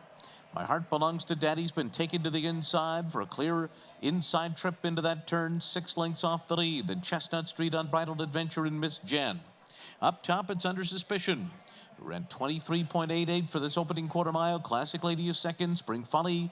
Hope's Roar goes up on the outside in 4th. Then comes Codrington 5th down toward the inside. Jody's Song is in between horses running along in 6th, 4 lengths off the lead. Then Way Smart on the outside of My Heart Belongs to Daddy. Seeking the Blue is next. Miss Jen to the outside. Unbridled Adventure. Chestnut Street is last of them all. 8 lengths to make up. 49.21 was the half mile. Under Suspicion.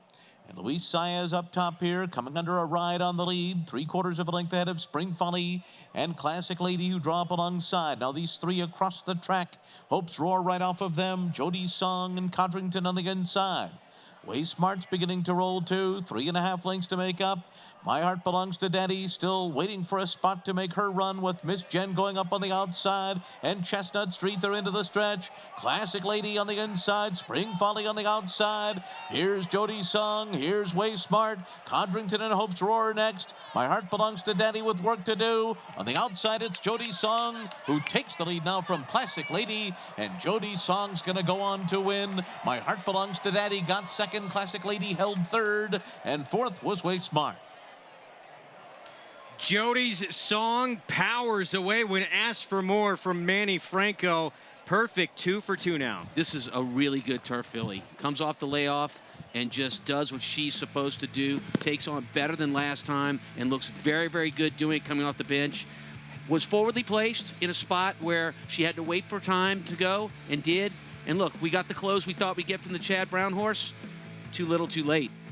Yeah, getting left a little bit on the 7 probably compromised her chances. My Heart Belongs to Daddy. It's a great buy by Manny Franco. I think, we've seen so many good riders here at this meet that you tend to overlook some guys who are maybe 3rd, 4th, 5th in the standings. I think Manny Franco's ridden as well as any rider at this meet. Yeah, he has. And the horse had a good trip. And I think Tom's right. We're looking at a really good filly here to pull off what she did. And give a little credit to Classic Lady. It just shows you turf can move a horse up a lot. 76-1. She hung in there. She ran tremendous, the 12 Classic Lady. So Jody's Song 7-2 winner, 3-7, 12-8. Let's go to Gabby Gaudet. Thank you, Greg. And here with Jorge Abreu sending out the winner in Jody's Song. She's a pretty nice filly, huh? She's been very special since day one. After she ran that race in Belmont and she won, she kind of I was pointing her to a stake and she kind of got hurt. I sent her to the farm. I only breezed her 3 times, and the only question I had today was she's fit enough. But the ability is there. The filly's a super nice horse. So given that fact that you didn't even know if she was 100% fit, does that mean that we could see even bigger things from her next out? Oh, definitely. It is more in the tank there, Like I say, I didn't have any doubt of her ability. I have the doubt of her being 100% fit. Was 3 breeze after a year layoff is not enough for a horse to run a mile in 16. And I mean, she just accelerated away from the field. You don't really see those types of terms of foot. She's been special horse to me since she came in my barn last year. She's one horse that I told the owner, I said, I don't care, as long as she could be a little bit of a witch in the gate. And I told him, I said, as long as we make it to the gate, we're good. I'm not worried about the other horse. We're going to see some stakes in her future? Hopefully, yeah, if she comes out of here good, that's what we're going to aim for. Congratulations here. Thank you very much. All right, Jody's Song could have a very bright future, guys. Yes, she could. That was a powerful performance right there. 7-2. She does this off a 10-month layoff, or 11-month layoff, actually. First time out wins off the bench in her 3-year-old debut. Another victory. So Jorge Abreu, Parkland Thoroughbreds, they have a nice one here And we'll see what they decide to do next. Manny Franco with the victory, 7-2 to kick off our late pick 4. We'll have the prices from the 7th when we come back. We'll be back and set up the 8th for you as well. And of course, look back to a tremendous Travers Day in back-to-back grade 1s. Bob Baffert and Mike Smith. Marley's Freedom and Abel Tasman were special on Saturday.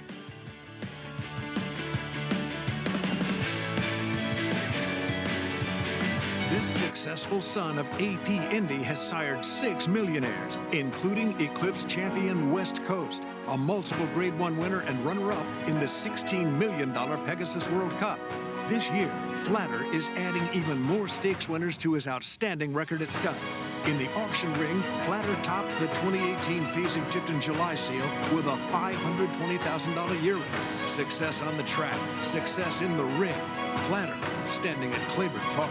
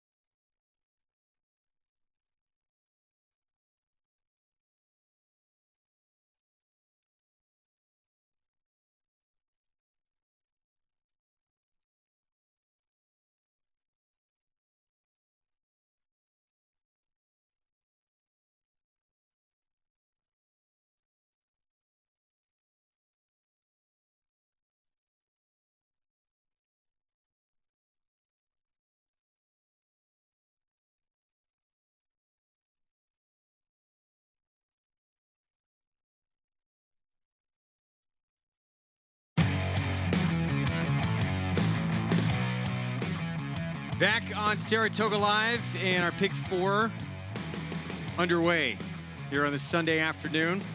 7th in the books. Jody's Song gets the win. Let's go downstairs to Maggie Wolfendale. Thank you, Greg, and joined here by C. Weston of Parkland Stables, or Thoroughbreds, I should say. And what can you say about Jody's Song here, Steve? She's 2 for 2. You've been patient with her, and it's definitely paid off with a win here. We've been lucky. I'm very fortunate she came back. Jorge's done, an amazing job with her. It's been a long year. We waited and waited, and today was the day, and it was great. It was very exciting. Now, I got a little story about this suit, that you and Jorge bought suits for a particular reason for maybe a weekend in late October, early November. Right. We bought the suits hoping that one of our 2-year-olds might make it to the Breeders' Cup. But I had this suit hanging in the closet, and I said, how do I know that suit's going to be lucky? So I'll wear it today and see if it's my lucky suit. I think you had your question answered there, but talk about a filly that you are looking to get into the Breeders' Cup that you just purchased from Ireland, Moravia. Well, we're partners with TaylorMade and another gentleman, Jay Levine, and Parkland, and we bought Moravia hoping that we could get her into the Breeders' Cup. And we're probably going to either race in New York or Keeneland, see if we can qualify. Well, I'll be looking out for her, and I'll be looking for you in this suit, as it is a confirmed lucky one. Congrats. Yeah. Now I have to wear the suit. So. Every single time you have a horse running. Yeah. Well, not every time, but hopefully I'll save it now for November. All right, good stuff. Congratulations here with Jody's song. Thank you very much. All right, guys, sometimes it's all about the clothes you wear. They just turn out to be lucky. Whatever you can do to give you a little edge. And yeah, I would certainly say that is a lucky suit. And I would keep bringing that one back to the racetrack time and again. Well done by Jody Song. She has talent. Daughter of Scat Daddy out of a Spitestown mare. Spiteful Lady wins for Jorge Abreu, Parkland Thoroughbreds, and Manny Franco with another winner here at the meet. 3-7-12-8 finish. Let's take a look at the Naira Bets late pick 5 follow along. We are 2 legs in. And so far, no favorites have won. There was a DQ in the first leg. Dr. Edgar was the favorite, crossed the wire first, got DQ'd. Holiday Bonus put up for the victory, so $10.80 there. And now Jody's Song, $9.10 as we move into race 8. And we're on the main track at 1 1/8 in this spot in the allowance optional claiming field. My partner has left me up here on the roof because he had to go saddle a horse. He's going to send out Tom Amos' Secret House in this spot, 4-1 right now, who could be the controlling speed potentially in this race coming up, but it's Chad Brown who's proven reserves right now, the 6th, who is the horse to beat in the race. Plenty more in the 8th coming up in just a moment. Of course, on Saturday, it was Run Happy Travers Day, the 2-year-old champ of filly and a Grade 1 winner on turf, returning to dirt where he had been on the Triple Crown Trail for a while. The big storylines of the horses going head-to-head. Here's the Run Happy Travers from Saturday.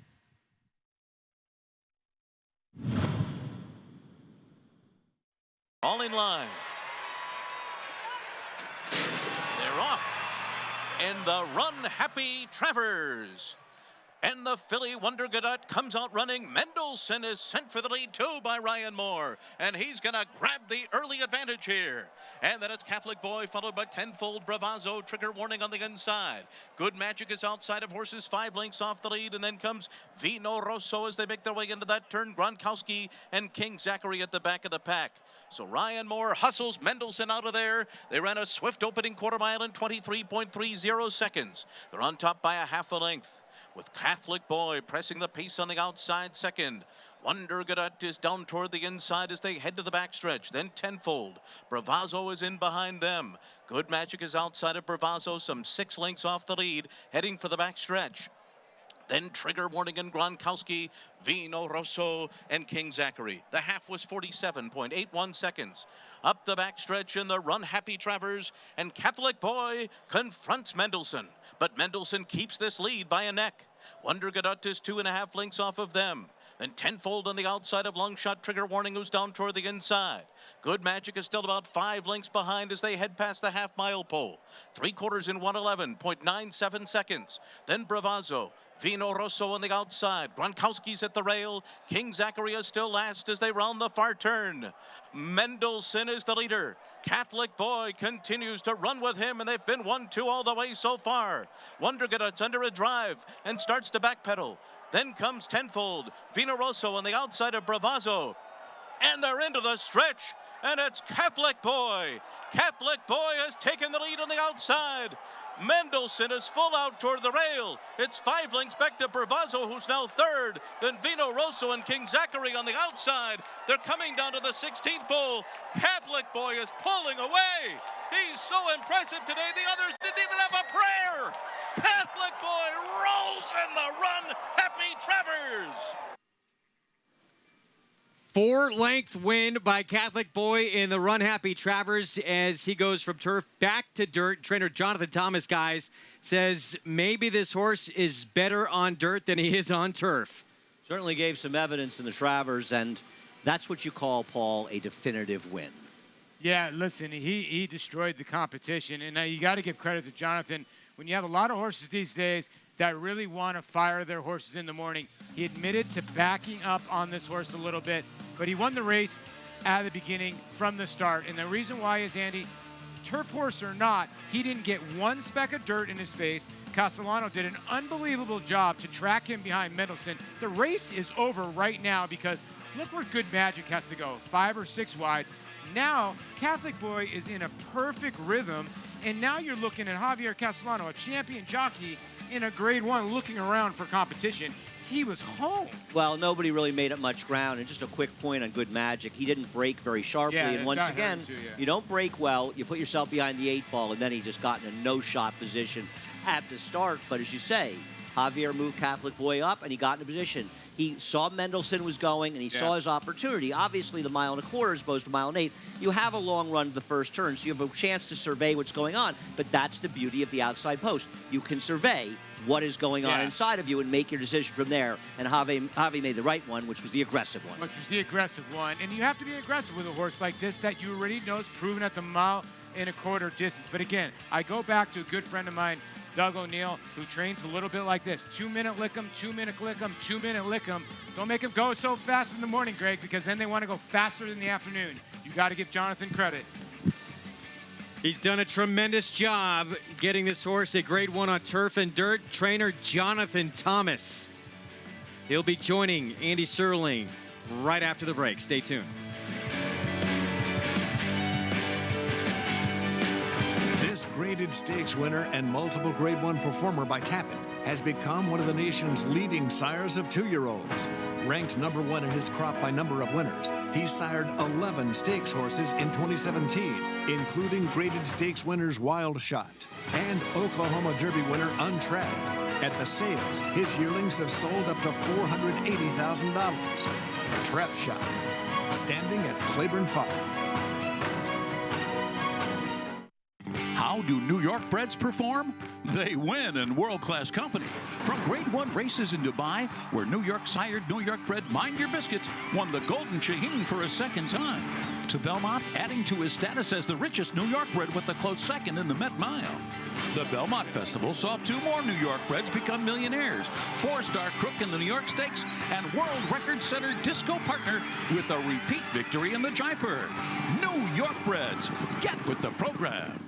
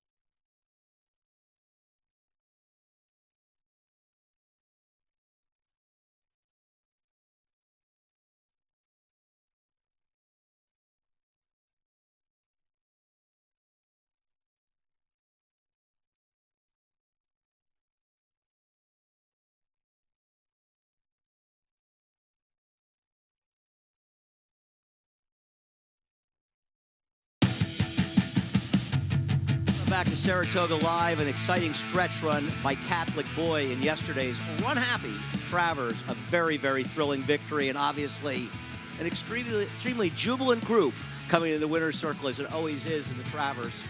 We're extremely excited to be joined by the trainer of Catholic Boy, Jonathan Thomas. The first thing I want to say, congratulations, man. Thank you. It was, you know, an incredible thing to experience. I'm sure it was. Did you ever think, I mean, you've been around a long time, and when you worked for Todd Pletcher, did you win the Travers? Did he win the Travers when you were working for him? You know, that might have been a drought, actually, when I was there. You know, we won. Like it's not your fault. No, and I was at Belmont year-round. So, no, that was kind of like Super Saver, Escandarea, Uncle Mo. So, no, we did not win the Travers when I was there. So it must be pretty thrilling. I mean, obviously, did you think right after he won the Belmont Derby we could make the switch to the dirt and run him the Travers?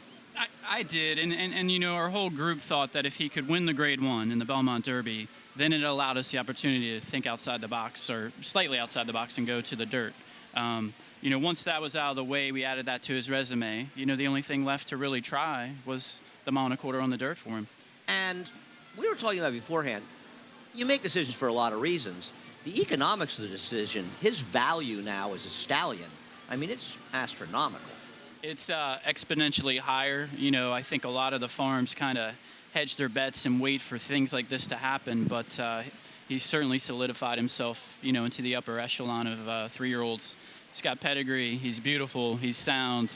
You know, he just kind of ticks a lot of the boxes. It's amazing. He's outrun his pedigree more than ready. As good as he is, the siren as a racehorse, turf horse especially, mile and a quarter. We're talking about. I believe it's probably the first more than ready to win a Grade 1 at a mile and a quarter. He's done it twice on 2 surfaces. Correct, I believe it is. And then, you know, he's got Bernardini directly underneath and Seeking the Gold underneath that. So, you know, there was some route to kind of lean on, you know, and a nice speed element with more than ready. So it's just kind of a nice mix. So making decisions going forward, has there been any talk about where you'd like to go next or might go next? You know, I think we've circled the Breeders' Cup Classic softly, you know, and we'll kind of work backwards from there.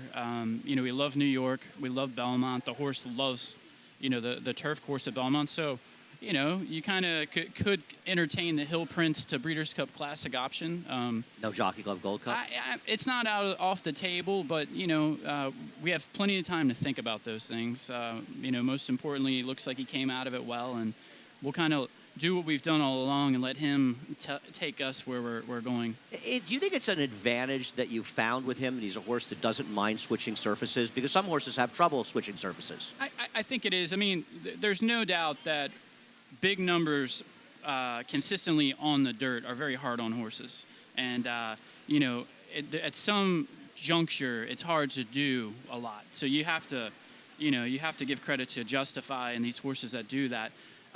You know, the turf tends to be a little kinder on them, and they come out of the races a little bit fresher. And you know, it's kind of a nice platform. And Lord knows we weren't using the Belmont Derby as a platform for the Travers, but it just so happened it worked out that way. It'll probably be a long time before we see that Belmont Derby Travers double again. Probably. Might be in vogue, though, after yesterday. It might be. I mean, look, you know, the bottom line is athletes, you know, and good horses, you know, can excel in multiple ways. I mean, we saw it with Barbaro, who's an exceptional turf horse, and they tried the dirt with him, and he proved maybe even better in the dirt. Who knows? Correct. Now, you mentioned the Hill Prince. Your friend Chad Brown, who analyzed it, he can't be thrilled to hear you're thinking about it. He may be thinking you should go to the Jockey Club Gold Cup. He might. I mean, we'll have to talk about that. But, you know, first and foremost, whatever comes next would be a prep. Well, and we'd have to look at it that way. Well, we hope it's in New York, and we wish you the best of luck going forward. And I just can't say enough what a great job you and your team did with this horse just to get there. And now you've got to move on to Smart and Fancy. Yeah, a couple minutes away, right? Right. You know, Tilly's Lily's a filly we think highly of. You know, she's undefeated and hasn't been tested like this yet, but we always thought she was nice. Lost a little time with her going into the Caress with the virus and the weather. You know, so it'll be interesting if she's tight enough, but she's certainly been breezing well leading up to this. All right, wish you best of luck in that race, and all the best, of course, in the future Catholic Boy, and congratulations from all of us at Naira and Saratoga Live as well. Well, this is my favorite place. It's a real honor to be here. Well, I can understand why. It's mine, too. Maggie Wolfendale standing by with a Paddock Report, sponsored by Hill & Dale.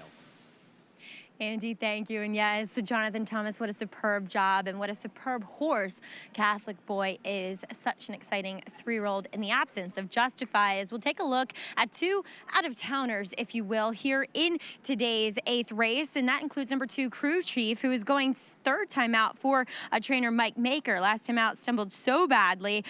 He lost his jockey in the Cornhusker, but he's a big, solid horse. And I think, you know, he's one that has to be considered, especially going this mile and 8 distance. He's just one that's made for it.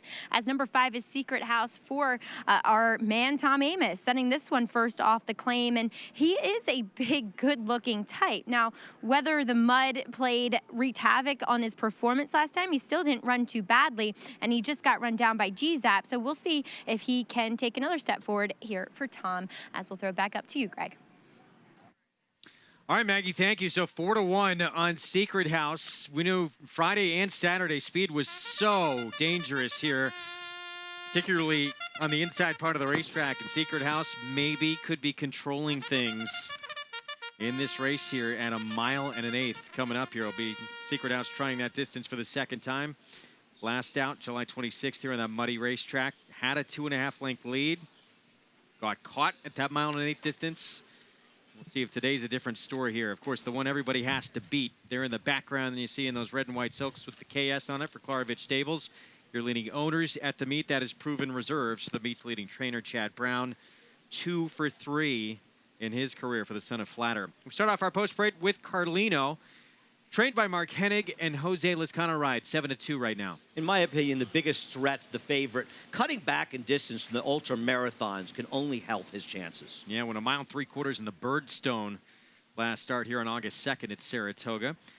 Crew Chief stumbled at the start, lost his rider last time out. It's Kendrick Carmouche aboard today for Mike Maker. Yeah, they tried the blinkers too. I just draw a line through that. Maybe he'll run obviously better today at 10-1. Super Tap It out of the Mark Cassie barn for Live Oak Plantation has Jose Ortiz. He ran okay in an off-the-turf race last time, but he's more of a turf type, and his straight dirt races aren't good enough. Papa Zulu, David Cohen for Kelly Rubley. You know, 3 starts back, that was a pretty good win at Parks, then went to Monmouth, then went to Indiana, so a traveled son of Broken Bow. And our colleague Tom Amoss here off the claim with a horse who just ran at Saratoga back on July 26, Ricardo Santana Jr. for Tom. Well, Tom's going the front, and whatever I think of him, I'm always rooting for Tom Amoss. Proven Reserves, the son of Flatter, the favorite for trainer Chad Brown, Klarovich Stables with Irad Ortiz Jr. 6-5. Well, obviously the one to beat. They put blinkers on and won at the 1 1/8 over a muddy racetrack, though. But Can You Dig It did come back to win out of that race. Yeah, won the Avon Shipman impressively for Jimmy Jerkins in the most recent effort. So that certainly flattered his form. Uncle Cy, he beat in that start as well, and he's been a very good runner over the course of his career. Coming up, race 8 from Saratoga, 1 1/8. And our colleague Tom Amoss trying to get a win. We'll be back.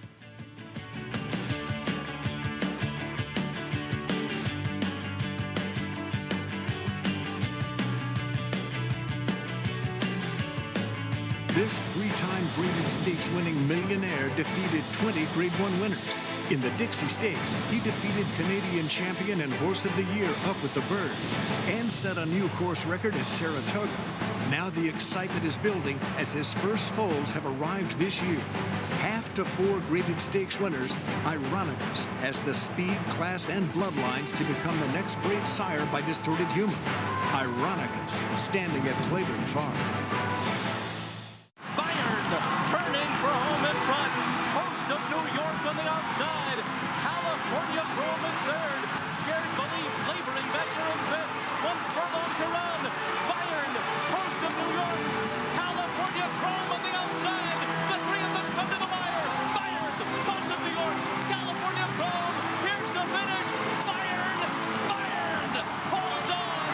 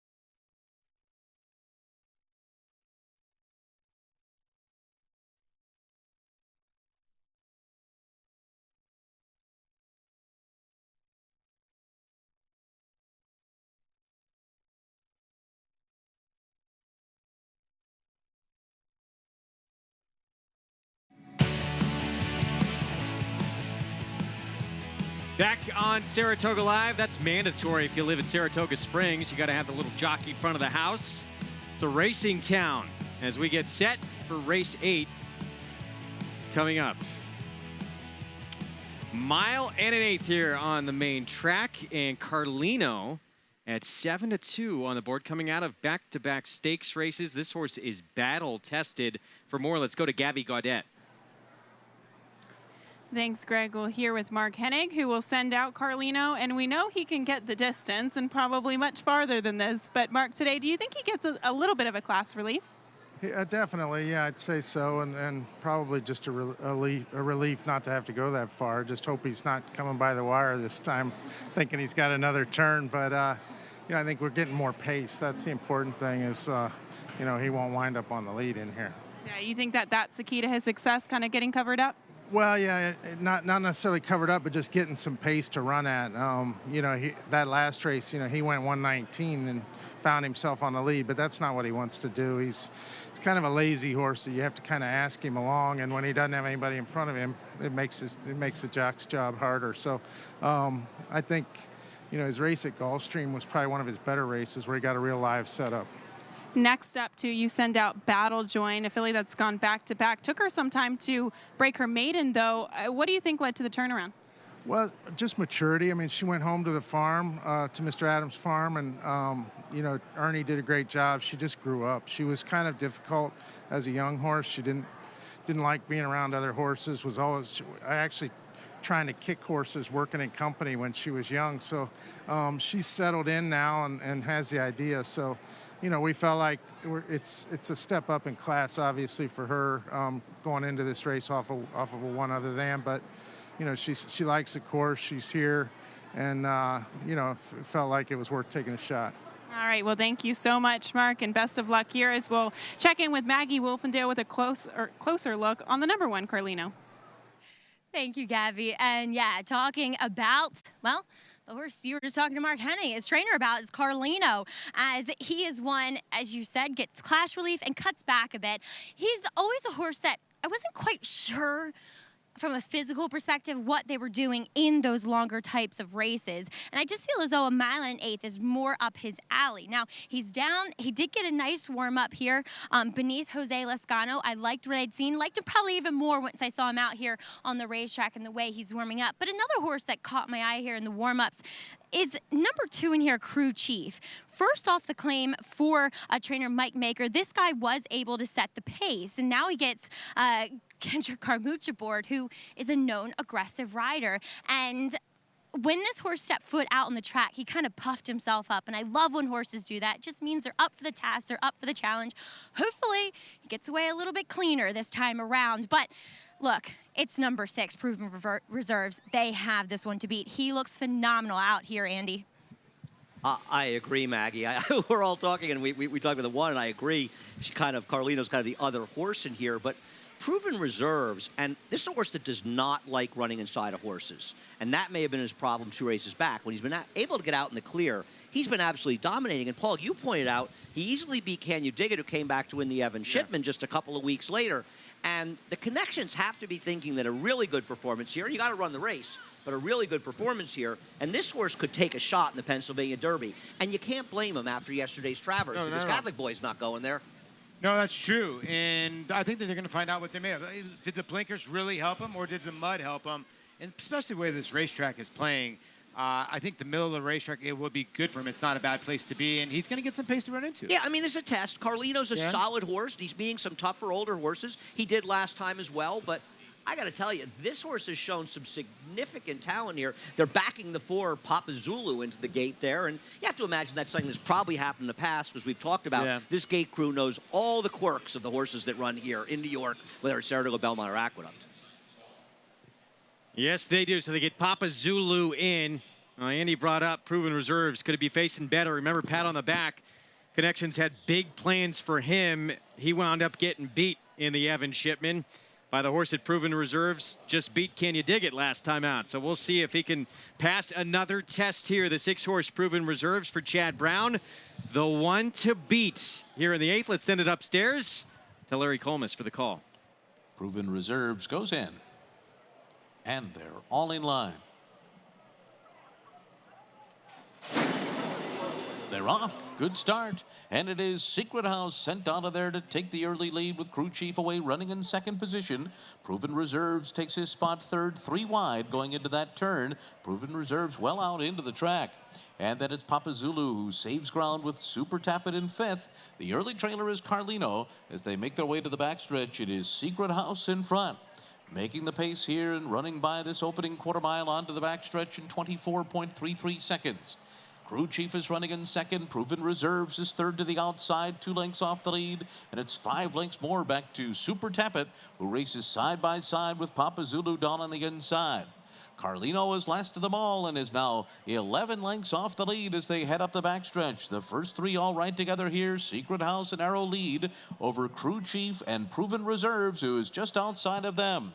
They went 48.11 for a half. Super Tappet is 7 lengths behind right now.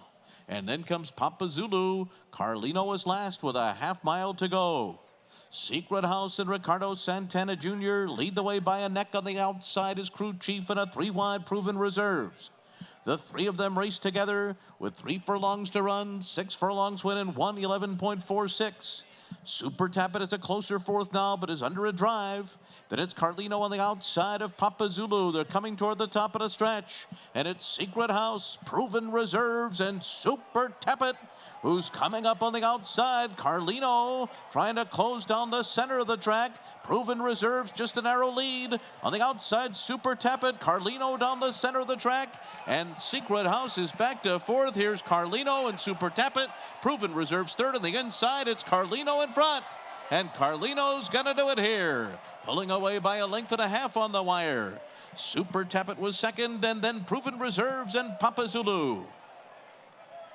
Carlino dropping out of Stakes Company for Mark Hennig. Jose Lezcano for Cortland Farms with the upset win. Very confident ride by Jose Lezcano. He was very happy, sitting well off of what appeared to be a moderate pace, and maybe it took the toll, but Carlino gets the job done, swooping by the field. Yeah, listen, the horses that were last and second to last win this race. Confusing ride again.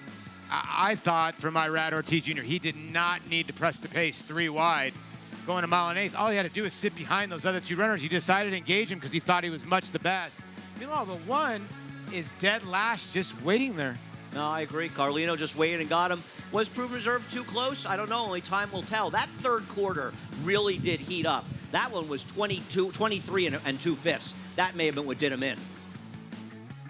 There's winning trainer Mark Hennig. Picture time as he gets Carlino shortening up in distance. We knew he'd be able to get the 1 1/8. He joked. He just hoped the horse knew he didn't have to go around again, and he certainly knew where the wire was this time. Far, far back early, and plenty of punch late here at 7-2 to pick up the 4th win of his career here and his first win at Saratoga in 3 tries. Well done from Jose Lezcano to guide the son of Lemon Drop Kid to the winner's circle, and he got plenty of dirt caked on him for that well-earned victory. Big upset here. This will play big in the Naira Bets Late Pick 5. Even money favorite defeated as Carlino gets the victory here in race 8. We'll be back with the prices in just a moment. Our feature race still to come here on Saratoga Live. That is the Smart and Fancy. Coming up next, of course, we'll talk about Abel Tasman getting it done one more time at Saratoga.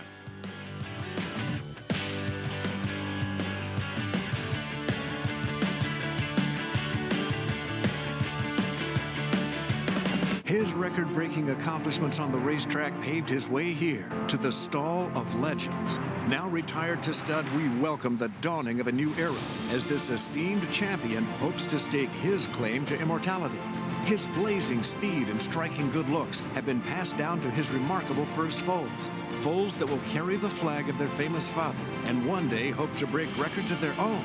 Medication-free and undefeated in sprint competition. Run happy, standing at Claiborne Farm. They're off.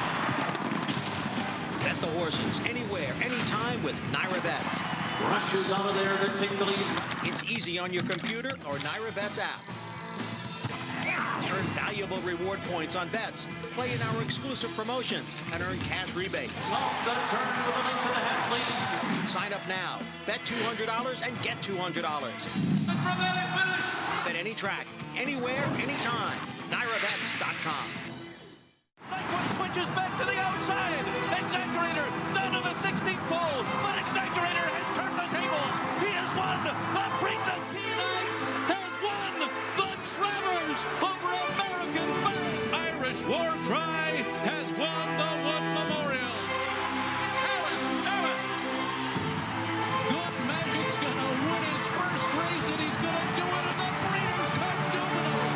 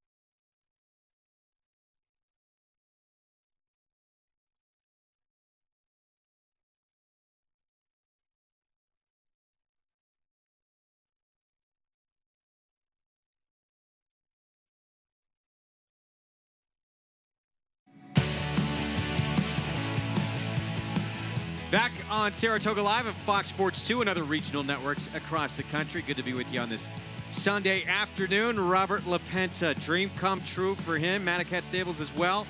Catholic boy, a Travers winner. Incredible performance, 4-length score. As he gets the job done, earning a 104 buyer for his win as he returns to dirt. Carlino gets the win here in the 8th at 1 1/8 for Mark Hennig. Jose Lizcano aboard for the winning ride for Cortland Farms. $9.10 for the 4th victory of this 4-year-old son of Lemon Drop Kid's career in 13 starts. And there he is, winner headed back to the barn as we take a look at the Nyra Bets Late Pick 5 follow along. $216,000 in the pool today, and we have not had a favorite win. We just had an even money favorite defeated. So that's going to play big. That first leg of the sequence, in case you're just tuning in, favorite was DQ'd out of a victory, and that put a holiday bonus up for a win to start things off. The Nyra Bets Late Pick 5, we talk about the incredible value time and time again. Got to get involved and play this incredible wager. The only way to do it is with Nyra Bets if you want to make use of that guaranteed single minimum ticket payout. Weekdays and Sundays, $150,000. Weekends, $300,000. As we get set for our stakes race coming up, our feature race is Smart and Fancy, 5.5 furlongs on the turf, and a wide open betting race. You got a quick look there at the odds. Epping Forest for Christophe Clement, trying to win 3 consecutive victories. We'll see what happens coming up. We'll talk through this field in just a moment. Of course, on board Catholic Boys Victory, Javier Castellano, 6 wins now, a record in the Travers for the 4-time Eclipse Award winner. Here's Gabby Gaudet. Here with Javier Castellano on the heels of quite a day yesterday. And Javier, just, reflecting back to yesterday, 6 Travers wins. How are you feeling today? I feel great. I feel awesome. It's amazing be part of the history and the whole race. Win 6 Travers, being blessed, thankful, a lot of support, a lot of trying to give me the opportunity to ride the best horses in the country and make it reality. You had a lot of confidence with this horse, it appears. I mean, I watched the replays a couple of times, and you just had a mission, and you delivered it yesterday in the Travers. What gave you so much confidence with him? work with him, work in the morning, breeze a horse. Jonathan told me he make this reality. I breezed a horse the first time there, he very impressed. The first time I work, I said, I think I can win the travel this year. I told Jonathan, he showed me the potential, the way he does, and the way he's smooth, the way he gallops, the way he does everything. I say the horse, he got full package. He do everything nice and easy in the turf and nice and easy in the dirt. You don't see too many horses do that. Horses, they got one dimension. This is a full package horse. I never seen anything like that. Well, he clearly has an immense amount of talent to just be a horse that has accomplished something that many don't, going from a Grade 1 win on the turf to a Grade 1 win on the dirt. Huge congratulations yesterday, Javier. Thank you, Gabi. Thanks a lot. 6 of them, that's right. No one has ever accomplished that. 6 Travers victories, can you believe it? For Javier Castellano, a 4-length win from the extreme outside post. This is a look at what he has accomplished in that race, including one of the biggest upsets in the history of this historic racetrack that is known as the Graveyard of Favorites, when Keen Ice upset Triple Crown champion American Pharoah back in 2015. One for Todd Pletcher with Stay Thirsty, a Fleet Express for Jimmy Jerkins, and Bernardini back in 2006 for trainer Tom Albertrani. But he's got more work to do on Catholic Boy coming up. As this horse, Robert LaPenta said, what do we do with this horse now? When he was asked that question, well, he said, the money's on the dirt. So it sounds like they're going to stay on the dirt for the time being. So many other great performances, though, not just Catholic Boy in the Run Happy Travers. We saw Bob Baffert come here, of course, and win 2 back-to-back Grade 1s, first with Abel Tasman, and it was the big rematch between Abel Tasman and late in the Personal Ensign.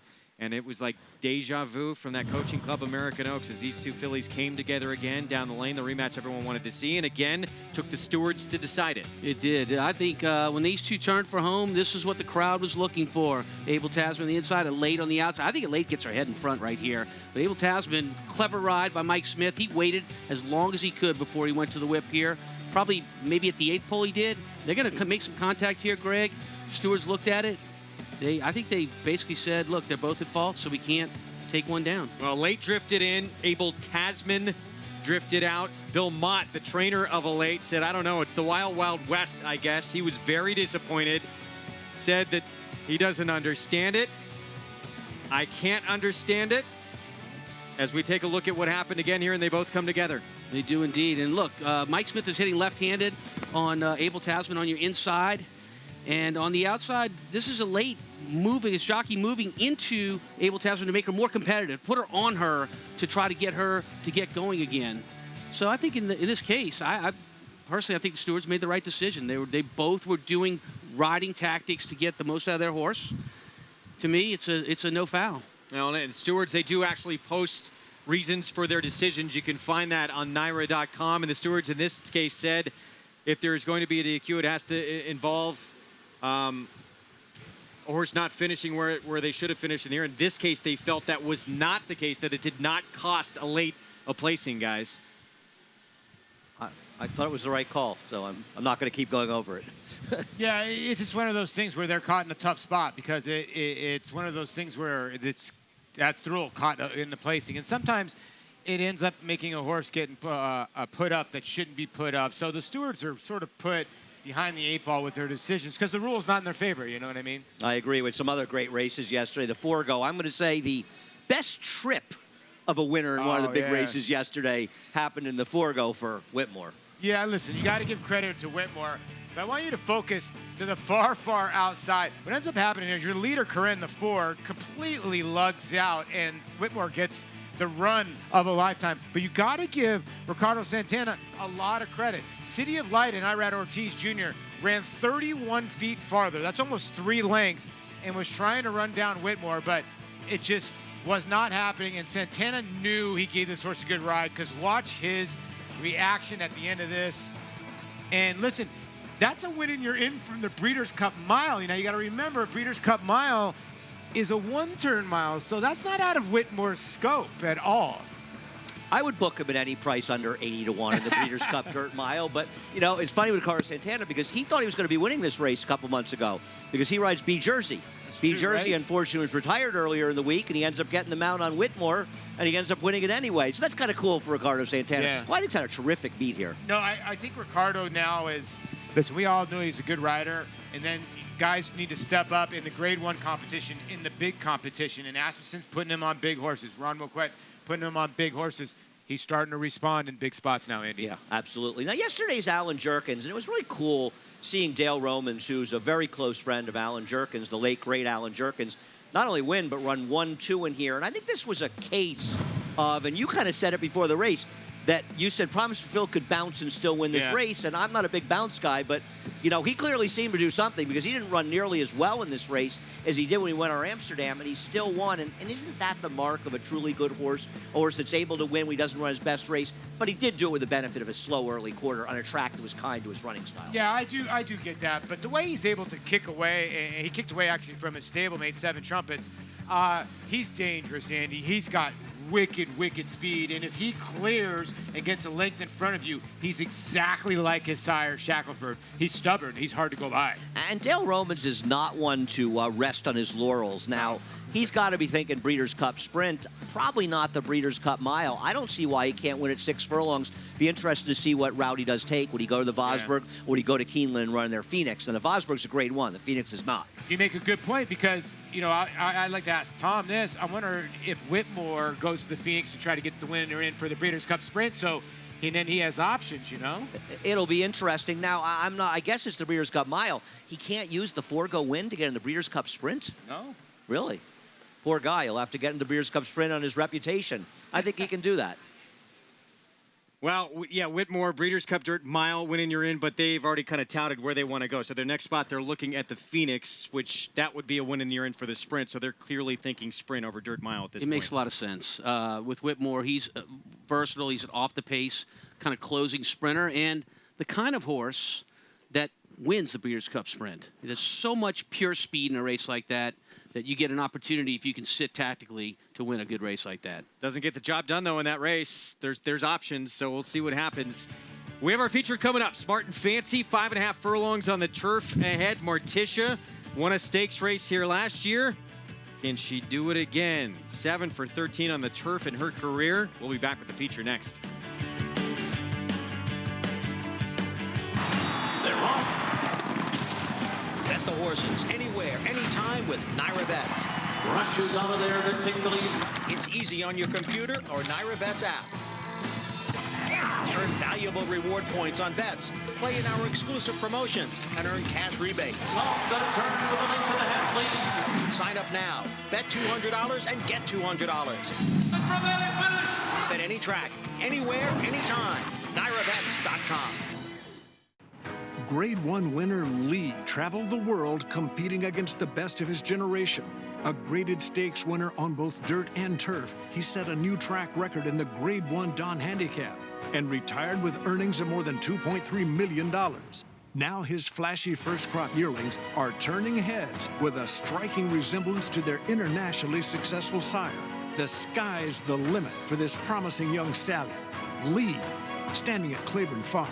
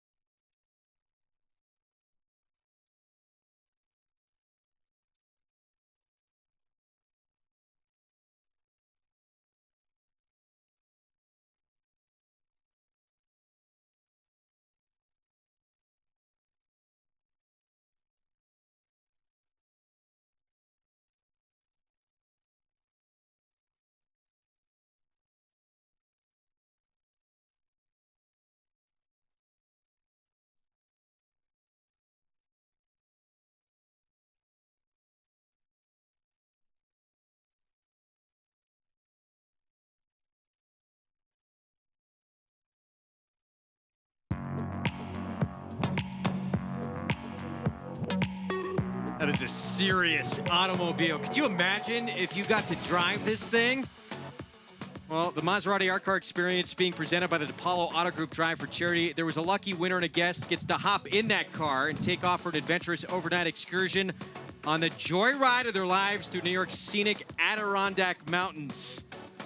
Is there room for more in that car? Because the lucky winner, our own Maggie Wolfendale, as we said it downstairs for a Paddock Report brought to you by Hillendale Farm. Well, Greg, as my husband continued to bid on that Maserati trip, I kept asking, is there room in the back for a car seat? Well, I guess there might be room in the back for you as well, but looking forward to taking that little excursion up to Lake Placid, as well as we will jump into the action here for today's Smart and Fancy Stakes. And beginning with number 3, Chatelaine here for trainer Steve Asmussen. She was second last time out, and I thought ran very well in the face of long shot Ruby Nation, and that course was a bog. As you see, several horses coming out of that caress having not handled the course whatsoever. So they're back on a firm course here today, a little bit of a more fair advantage, I suppose, for this field. But once again, Chanteline, excuse me, it looks phenomenal here. She's a big, impressive mare, and you know, maybe she's just found the right surface finally. They've kind of switched back and forth, and her last 2 efforts on the turf course, no matter what condition it has been in, have been very good, and she wears it here in the paddock. Moving on to number 5, Tilly's Lily, putting a 4-for-4 record on the line here as she'll step out of a other than a company into the stakes ranks here for our Travers winning trainer and Jonathan Thomas. And she's everything that a turf sprinter should look like. She's small, but she's round. She's compact. She has a massive hind end on her. So we see Jonathan giving her one more squirt off before she'll get the rider up, but she's very classy acting to boot.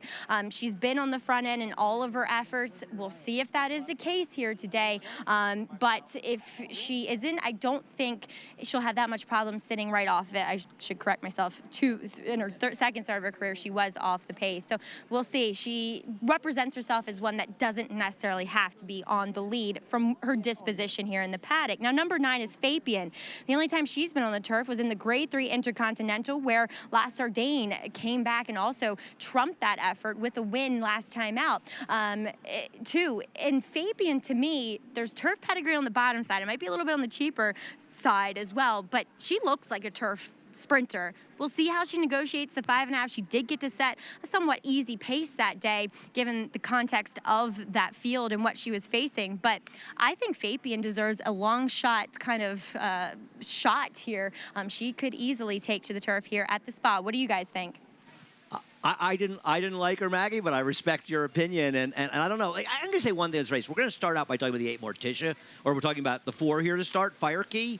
The 8 Morticia, excuse me. I think Tilly's Lily is overbet at 3-1. I don't need a horse moving up, but we'll get to her. What's wrong with Morticia, Paul? She couldn't handle the soft turf last time. And I think people have to remember, the horses coming out of the caress, be very careful about horses that didn't run well in there because of a very soft course.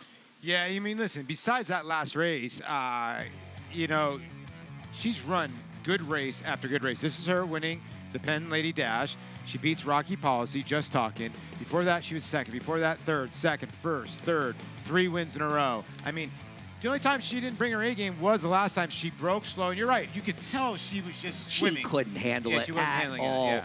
Just Talking handled it fine last time, but she stumbled pretty severely after the start and just took herself completely out of the race. And I actually think, considering that, she ran well. But you also could argue she may have been passing horses that just weren't handling the turf. But still, she's a big price in here. Yeah, you know what? When I first watched the last race in the Caress, when I was going to bet her, I thought 5.5 would be her worry. After watching that race, I don't think 5.5 is her worry. So I think she is a player in here. You're right. We'll see. I just thought the price seemed to be right. The 3 Chanteline is the one who ran second that comes back out of the Caress, and she's okay, but I think she really moved up in the soft turf. Yeah, she might have. The one thing I will give her credit for at age 6 is that she likes to stick around. Even if she shows a little pace, she can always sit herself in a pretty good spot. You know what I mean? No, that's fair. I mean, I don't want to totally dismiss her chances. It's a wide open field. The 4 Fire Key, this is, you look at her, she didn't handle the soft turf going at all 2 back, and she needed that race off a layoff 3 back. The question with her is, does she class up with these, though she ran very well in her last race last year? I think she can. Man, she's got a race in the autumn days that does. And you're right. You throw away the soft race. She's run over the dirt before. She does not like it. She's a way better turf horse. So a lot of her, that's why she's 8-1. I mean, because a lot of people are looking at her turf races. I just want to quickly touch on Tilly's Lily. She's been a terrific horse. She's undefeated. People are seduced by undefeated horses, though. Jonathan Thomas, great win yesterday, terrific trainer. Still, she's 3-1, man, against a field. She has never run against this caliber of horse before. I got no problem with her at 6 or 8-1, and she was good here, but she had the run of this race, Paul. I don't see her getting the run of this race today. She is dealing with some serious speed talent here. No, I get it. I get what you're saying, but we could also be dealing with a different kind of filly here. She's not even getting pressed till the end. She was 80 cents on the dollar, 60 cents. Even money. They know she's the real deal. But you're right. If you're ever going to try to beat her, it's today. This is the best field she's faced. Let me ask you. You like her, and I respect that. She can obviously win. Would you bet her at 3-1, though? No, I probably wouldn't. I wanted like 4-1, 5-1, but I do think this. I think she's going to sit 5th or 6th. I don't think she's going to gun for the lead because I think that would be a mistake. I think she can pass horses. That's fair, but she's going to have to show it at a short price. True. It's a terrific race, Greg. I'm really looking forward to Spartan Fancy. Loaded with talent. It's going to be a lot of fun, and there is a lot of pace signed up in this 5.5 furlong turf sprint. Our post parade coming up. As we approach the 8-minute mark to post, it's Tilly's Lily for trainer Jonathan Thomas, undefeated, as well as 3 for 3 on the turf. Started out actually race taken off the turf, but has never lost. But this is a big step up in class. Here is Battle Join. Another one taking a big step up in class, comes in off back-to-back wins for Mark Hennig. She's moving up in class. I don't know if she's good enough to win, but Paul, as you well know, this is a filly that's capable of going under 21 to the first quarter. Chanteline, Maggie liked this one in the paddock for Steve Asmussen, Ricardo Santana Jr. ride. She has run well enough on firm turf to suggest her last race wasn't a soft turf fluke. Fire Key at 9-1 right now. It's 20-1 on the morning line. Actually, it's 2 for 3 on this turf course at Saratoga for Patrick Kelly. Yeah, this is a horse that, you know, the public's looking at the turf races. And the turf races, they compete here. Tilly's Lily. Here is the daughter of Distorted Humor, undefeated for Jonathan Thomas. Javier Castellano aboard. Listen, perhaps the sky is the limit for her talent. She has not lost a race yet, but she has not run against this kind of competition either. Just Talking, sent out by Jason Service for Michael Dubb of the Elkstone Group with Irad Ortiz Jr. She never really runs a bad one, does she? She's 9 for 12 in the trifecta, and she has one race here. It was last time, and she stumbled at 10-1. She's a big overlay. More speed with Girl Knows Best for Eddie Keneally. Jose Ortiz aboard. Another who clearly didn't handle the soft going last time out, and her prior races suggest that 14-1 is an overlay. Morticia, stakes winner on this turf course last summer for Rusty Arnold with Jose Lizcano. So cleverly lamed after that damn Halloween party, man. She's 7 for 14 lifetime. She likes to win races. Bob Bafferty won 2 grade 1s here yesterday. He will send out Fabian with Luis Saez. Has only been on the turf once. It was in a grade 3 and was only beat a neck. Big difference between Bob Baffert shipping in from the West Coast like yesterday and horses he's been leaving in New York with the Terra Novas, who do a great job, but it's a different scenario, and this is not a 7-furlong race where she's going to control on the front end. Here's Bowie for Brett Calhoun, big long shot. Julian Leperoux rides, 2 victories on the turf. Yeah, it's another horse that could have hidden form and could hit the board at a big price because that race 2 back was not bad. JC Shooting Star, 21-1 for trainer David Donkey. Has Manny Franco aboard. She may not class up to these, but she is a horse that could take advantage of the pace and can get a small piece at 21-1. And Epping Forest, she has started to come into her own for Christophe Clement. Comes in off back-to-back wins with Joel Rosario for Waterville Lake Stable. Yeah, she comes off her lifetime best, and Christophe has given her time. The time she ran here, she lost to Morticia closing late. The also eligible 50-1 Kendrick Carmouche on Conquest Tisfire for Chuck Lawrence. Chuck Lawrence, the big upset yesterday to win our grade 1 sword dancer. This would be a bigger upset. It would be. And that's your field for our feature race here, the Smart and Fancy. Approaching the 5-minute mark to post, and Morticia, the 8th on the board at 6-1 right now. Again, a stakes winner here. The Coronation Cup at Saratoga last July. Trying to rack up another one on her resume. Let's check in with Gabby Gaudet. Well, Greg, we're here in the paddock with Rusty Arnold, her trainer, and, well, last time out didn't go as planned, I would imagine, but you think that she just did not handle the surface, Rusty? Yeah, it was a bog, and we're hoping that was it. It's the only off-the-board finish. She didn't show her regular speed, and Jose thought she fought it right out of the gate, so we've kind of thrown that one out and moved forward. You were talking a little bit of off-air about the connection between you guys and this filly. How special is she? I mean, it's not often you see a filly or a horse in general that wins 50% of the races that they go out to race in. Yeah, and we bred her, and not many trainers have horses that they bred, and we've seen her since she was that big, and it's been nice. When it turns out this good, it's really special. So she's been very good to us. And in terms of the pace in here, you know, it seems like there's a couple of fillies that prefer the lead. Where do you think that she will likely sit? Do you think she's a filly that needs a lead? Well, we've come from right off the lead, but we'll either be on the lead or very close to it, or we'll be in trouble. All right. Well, best of luck here, Rusty. Thank you. All right. Full moon tonight for Morticia, too. Oh, yeah. Look at that, guys. Maybe a hunch bet. Yeah, certainly could be. And we know that she likes this turf course. Again, put a line through that last effort. It was a soft turf. She just didn't get over it. And we talk about all the speed in this race, she's going to be right there. She is going to be right there. Look, the speed falls to the 1, 5, 6, 7, 8. The Morticia is one of the speed horses. The 13 that draws in, Conquest Tisfire, might add a little fly to the ointment because that horse is going to be outside Morticia. I like Morticia as long as she can be outside and be the outside speed. Now, if she gets lapped on to the outside, that could cause a problem. The 13 could make the difference between Morticia having a good trip and a not-so-good trip. And she's been remarkably consistent, Morticia. There's a look at the 13, the also eligible that does draw in 49-1. Maybe not necessarily a win candidate here, but certainly could wreak havoc on the front end with the other speeds in the race. And look, that's half the field we're talking about. Of the 12 horses, 6 of them do their best running on the front end. Something's got to give. And we were just having this discussion the other day. I'm not sure it was necessarily a turf race, but sometimes you see all these speeds in a race. Someone just is the aggressor, goes out and steals the lead in here. But these runners that want the lead in here, they're all ultra quick. So it's going to be fascinating to see what happens up front. Epping Forest, meanwhile, wouldn't mind seeing a hot pace. This one likes to sit back, stalk, and then the last 2 starts, she has zipped right on by for a win. She broke super sharp that day, but it's not her style to be up front. So although she was one of the quickest out of the date, she got back, laid back, and made that big run. We're going 5.5 furlongs today. That's a short distance for her, but she's certainly going to get the right pace. She is on the board as your favorite right now. So she is the 7-2 chop choice. That tells you how difficult a betting race this is. Coming up as you get a look at the 6.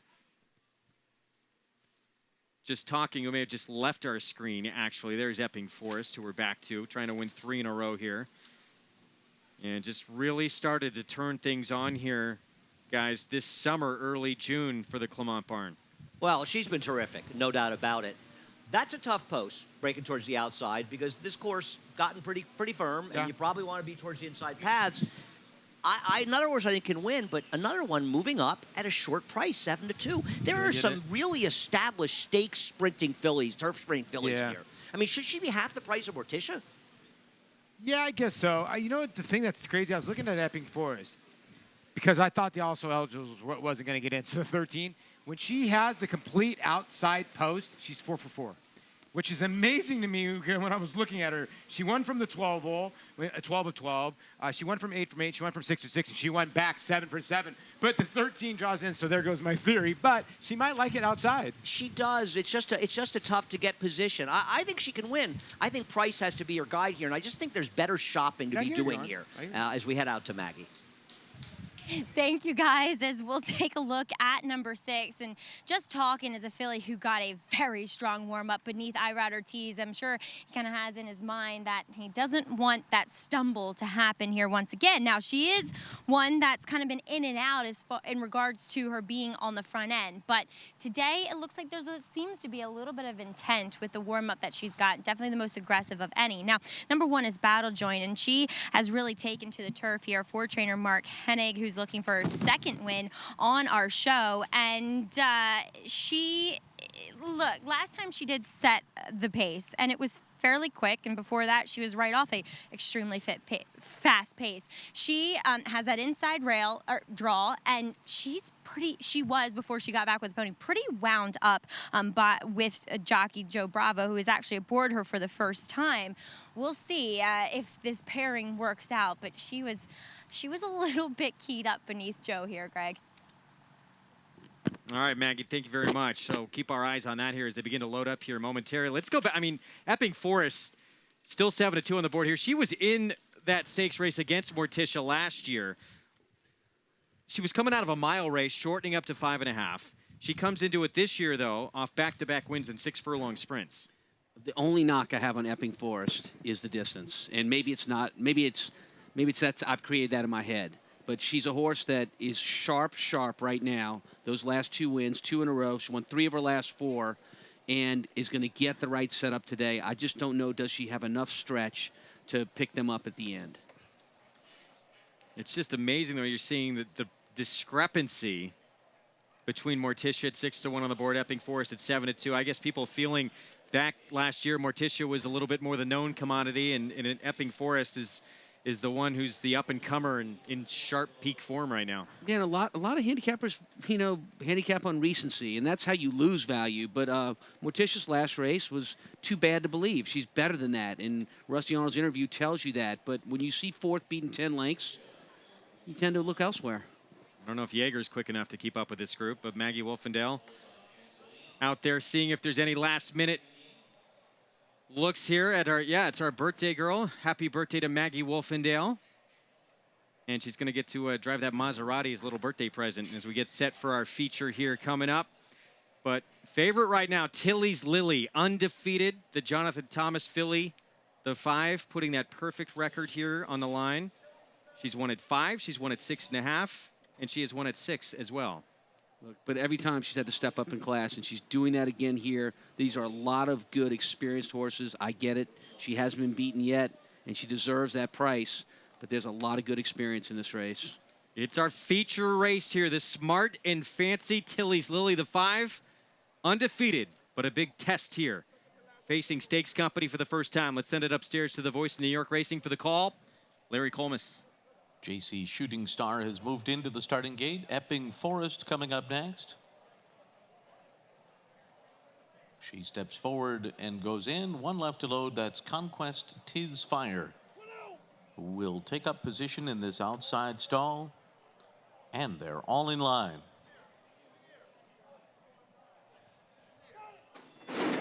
They're off in the smart and fancy. And it's Girls Know Best who's sent out of there to take the early lead from Just Talkin'. These 2 out 1-2. Morticia came out running in 3rd. Chanteline is 4th. Conquest His Fire is next. Then Tilly's Lily, followed by Bowie, Fabian behind them. Battle Joined is on the inside. Fire Key, Epping Forest, and JC Shooting Star is last of them all, racing for the far turn. Girls Know Best and Jose Ortiz rattled off a 20.85 quarter, leading the way by 2 lengths on the far turn. Just Talkin' second as they motor right along here. Morticia's 3rd. Then Chanteline, the undefeated filly, Tilly's Lily. And falling near the back of the pack there was Bowie. Bowie fell at the top of the stretch here. Girls Know Best still on top as they come toward the final furlong. Chanteline has run now and switches to the outside of her. Morticia's 3rd. Here's Chanteline. Chanteline goes by and takes the lead. And Chanteline is going to go on and win the smart and fancy here. The race is for 2nd. Girls Know Best over Morticia, and then it was Battle Joined. Chanteline, Maggie Wolfendale touted this one in the paddock, gets the victory for Steve Asmussen. We saw Bowie pull up there in the race. We'll try and get an update on that horse, but what a performance here. They were blazing up front early, 20-4. You know, Greg, I looked at you, and when Girl Knows Best cleared the field with that much speed, I said, this has got to be quick. 20-4 is about as fast you're ever going to see in a sprint race on the turf, and it just set up for Chanteline, the 3, to close in and run down the leader. And another sensational ride by Ricardo Santana. We were seeing it time and time again. Threads the needle down the inside to run down the horse who set the very fast pace in here. I mean, this is the only horse that made up ground, and they were moving up front as we expected. The crazy part is this horse just went 20-4 and ran 1 minute and 4. The horse on the front end. actually ran 101 and probably, what, 2 and lost. These are talented stakes horses. These are, I mean, the 7 ran giant. I'm taking nothing away from the 3. And I don't care if it's favoring, I don't care if it's favoring speed or not. She just ran sub 21 and ran second. It's pretty darn good. Well, as we talked about with Girl Knows Best, she didn't like the soft turf in the last race. Yeah. You get back to her prior races, and she can be a player here. And that was the key here, though, as it turns out, the horse who won the race handled the soft turf last time. She likes any kind of going. Yep.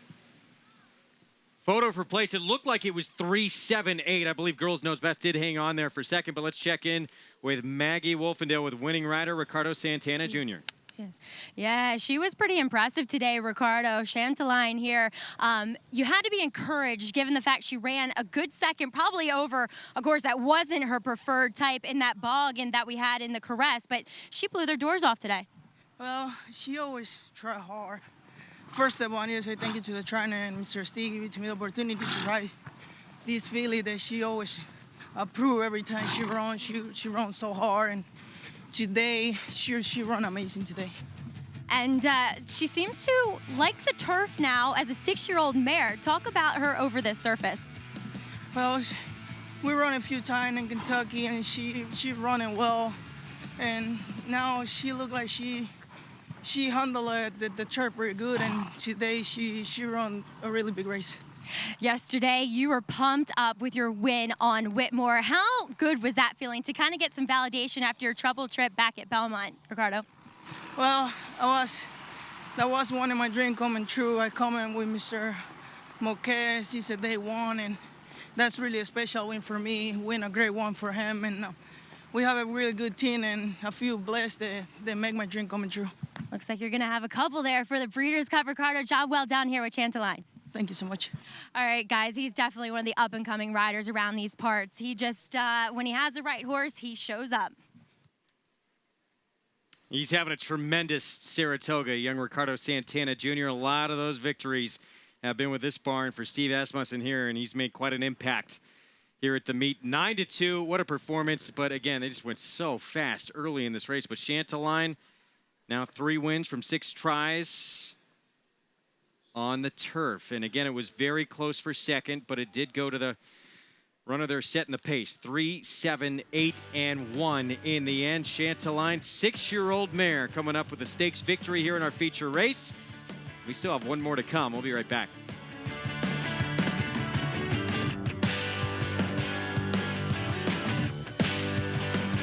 Grade 1 winner Lee traveled the world competing against the best of his generation. A graded stakes winner on both dirt and turf, he set a new track record in the Grade 1 Don Handicap and retired with earnings of more than $2.3 million. Now his flashy first crop yearlings are turning heads with a striking resemblance to their internationally successful sire. The sky's the limit for this promising young stallion. Lee, standing at Claiborne Farm.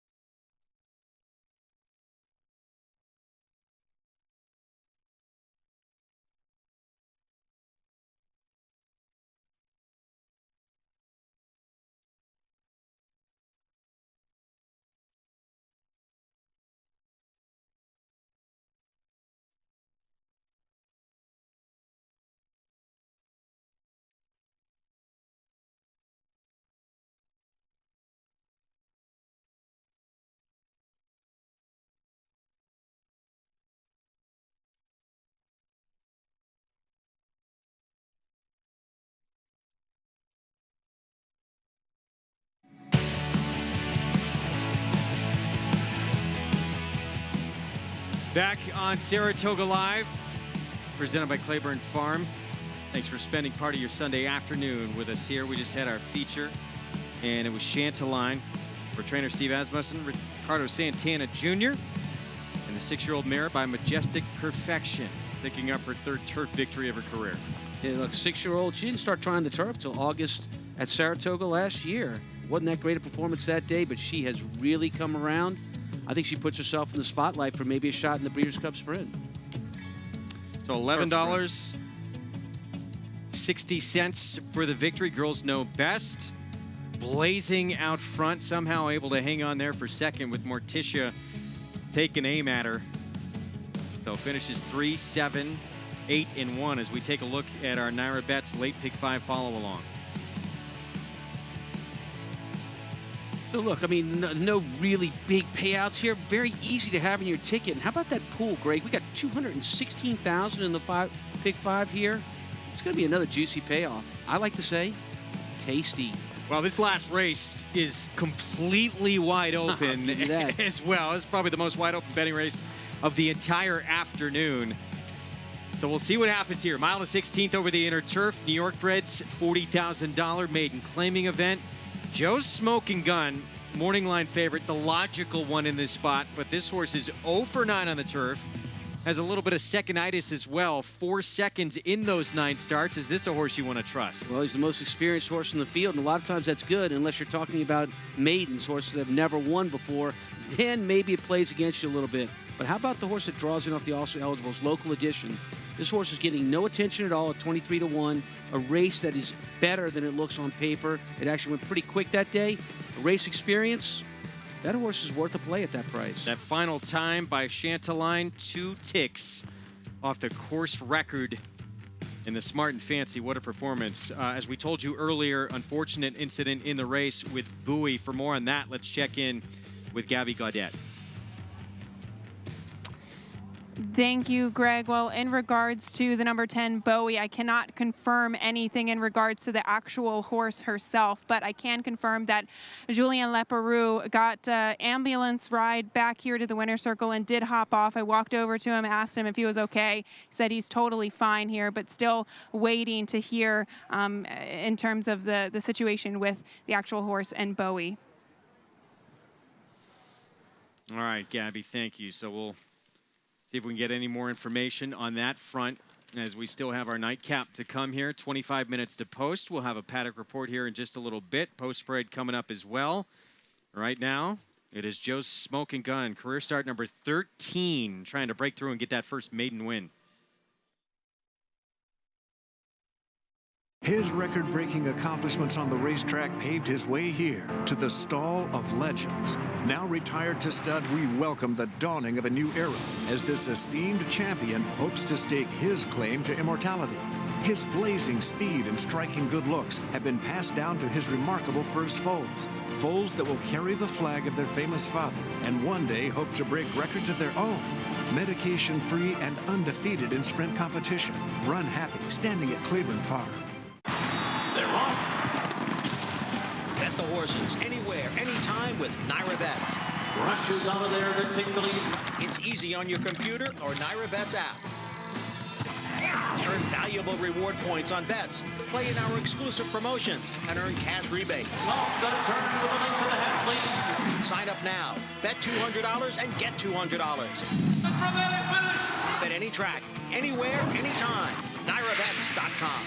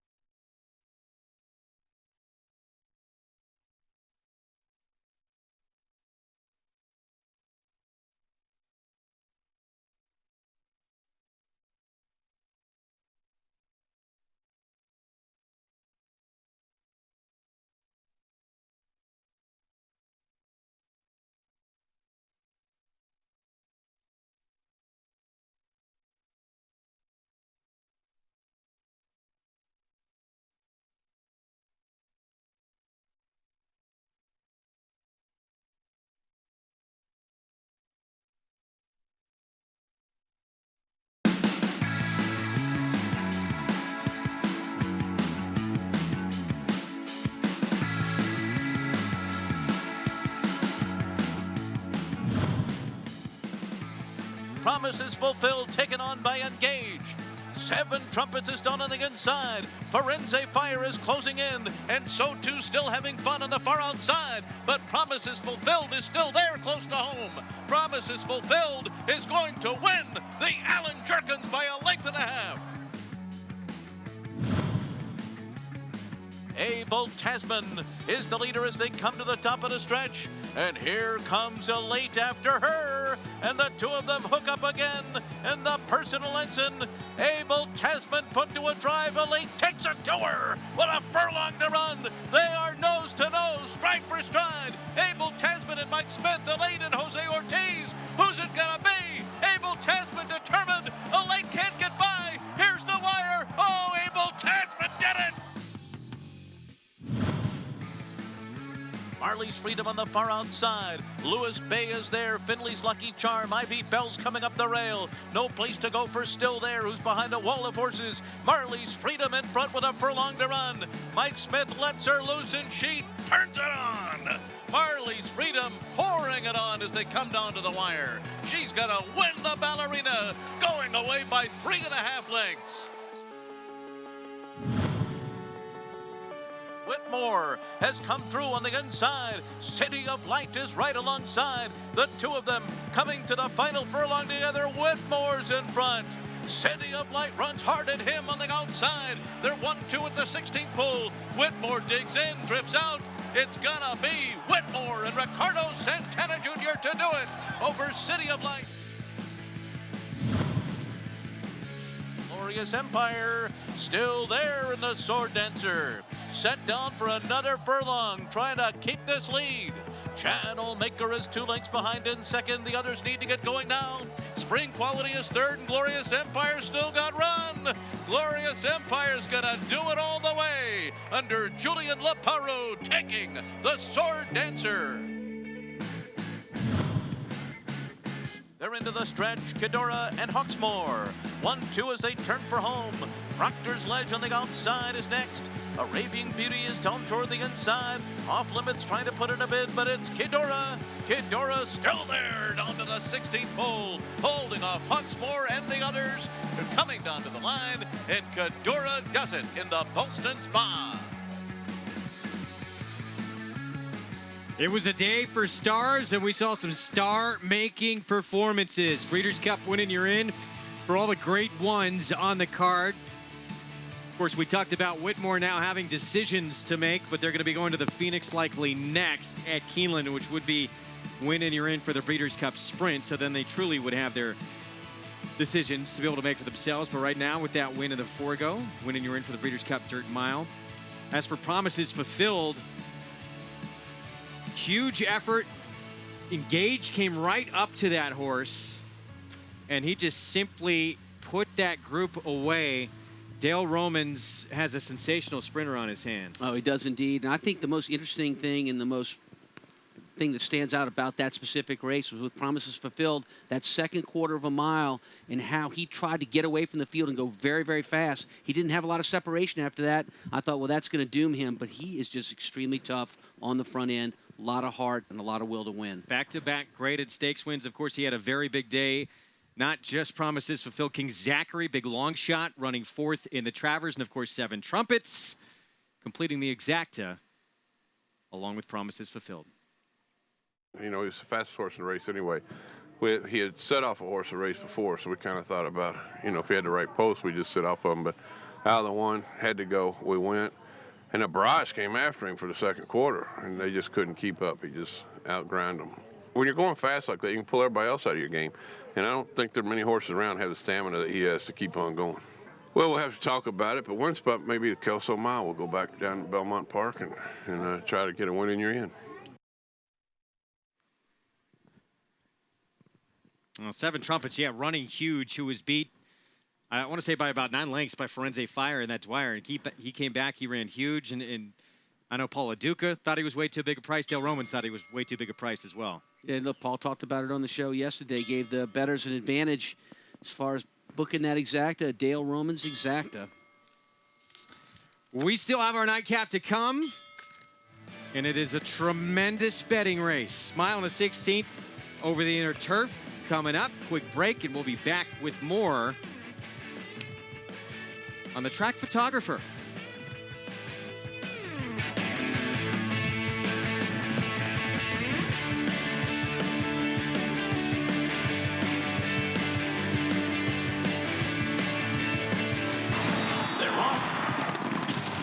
Bet the horses anywhere, anytime with Naira Bets. Rushes out of there to take the lead. It's easy on your computer or Naira Bets app. Earn valuable reward points on bets. Play in our exclusive promotions and earn cash rebates. Sign up now. Bet $200 and get $200. Bet any track, anywhere, anytime. NairaBets.com.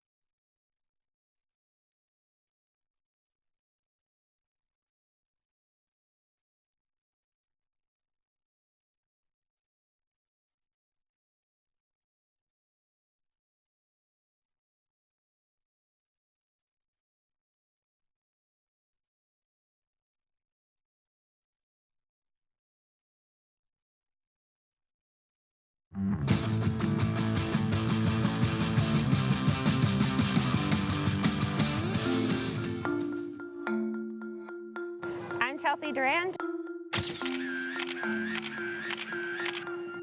and I'm a track photographer.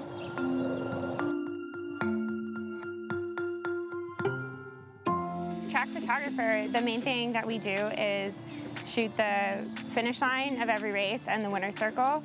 For a finish line photo, if you're shooting just straight across the track, all four off the ground, or there's like 2 strides that look really good.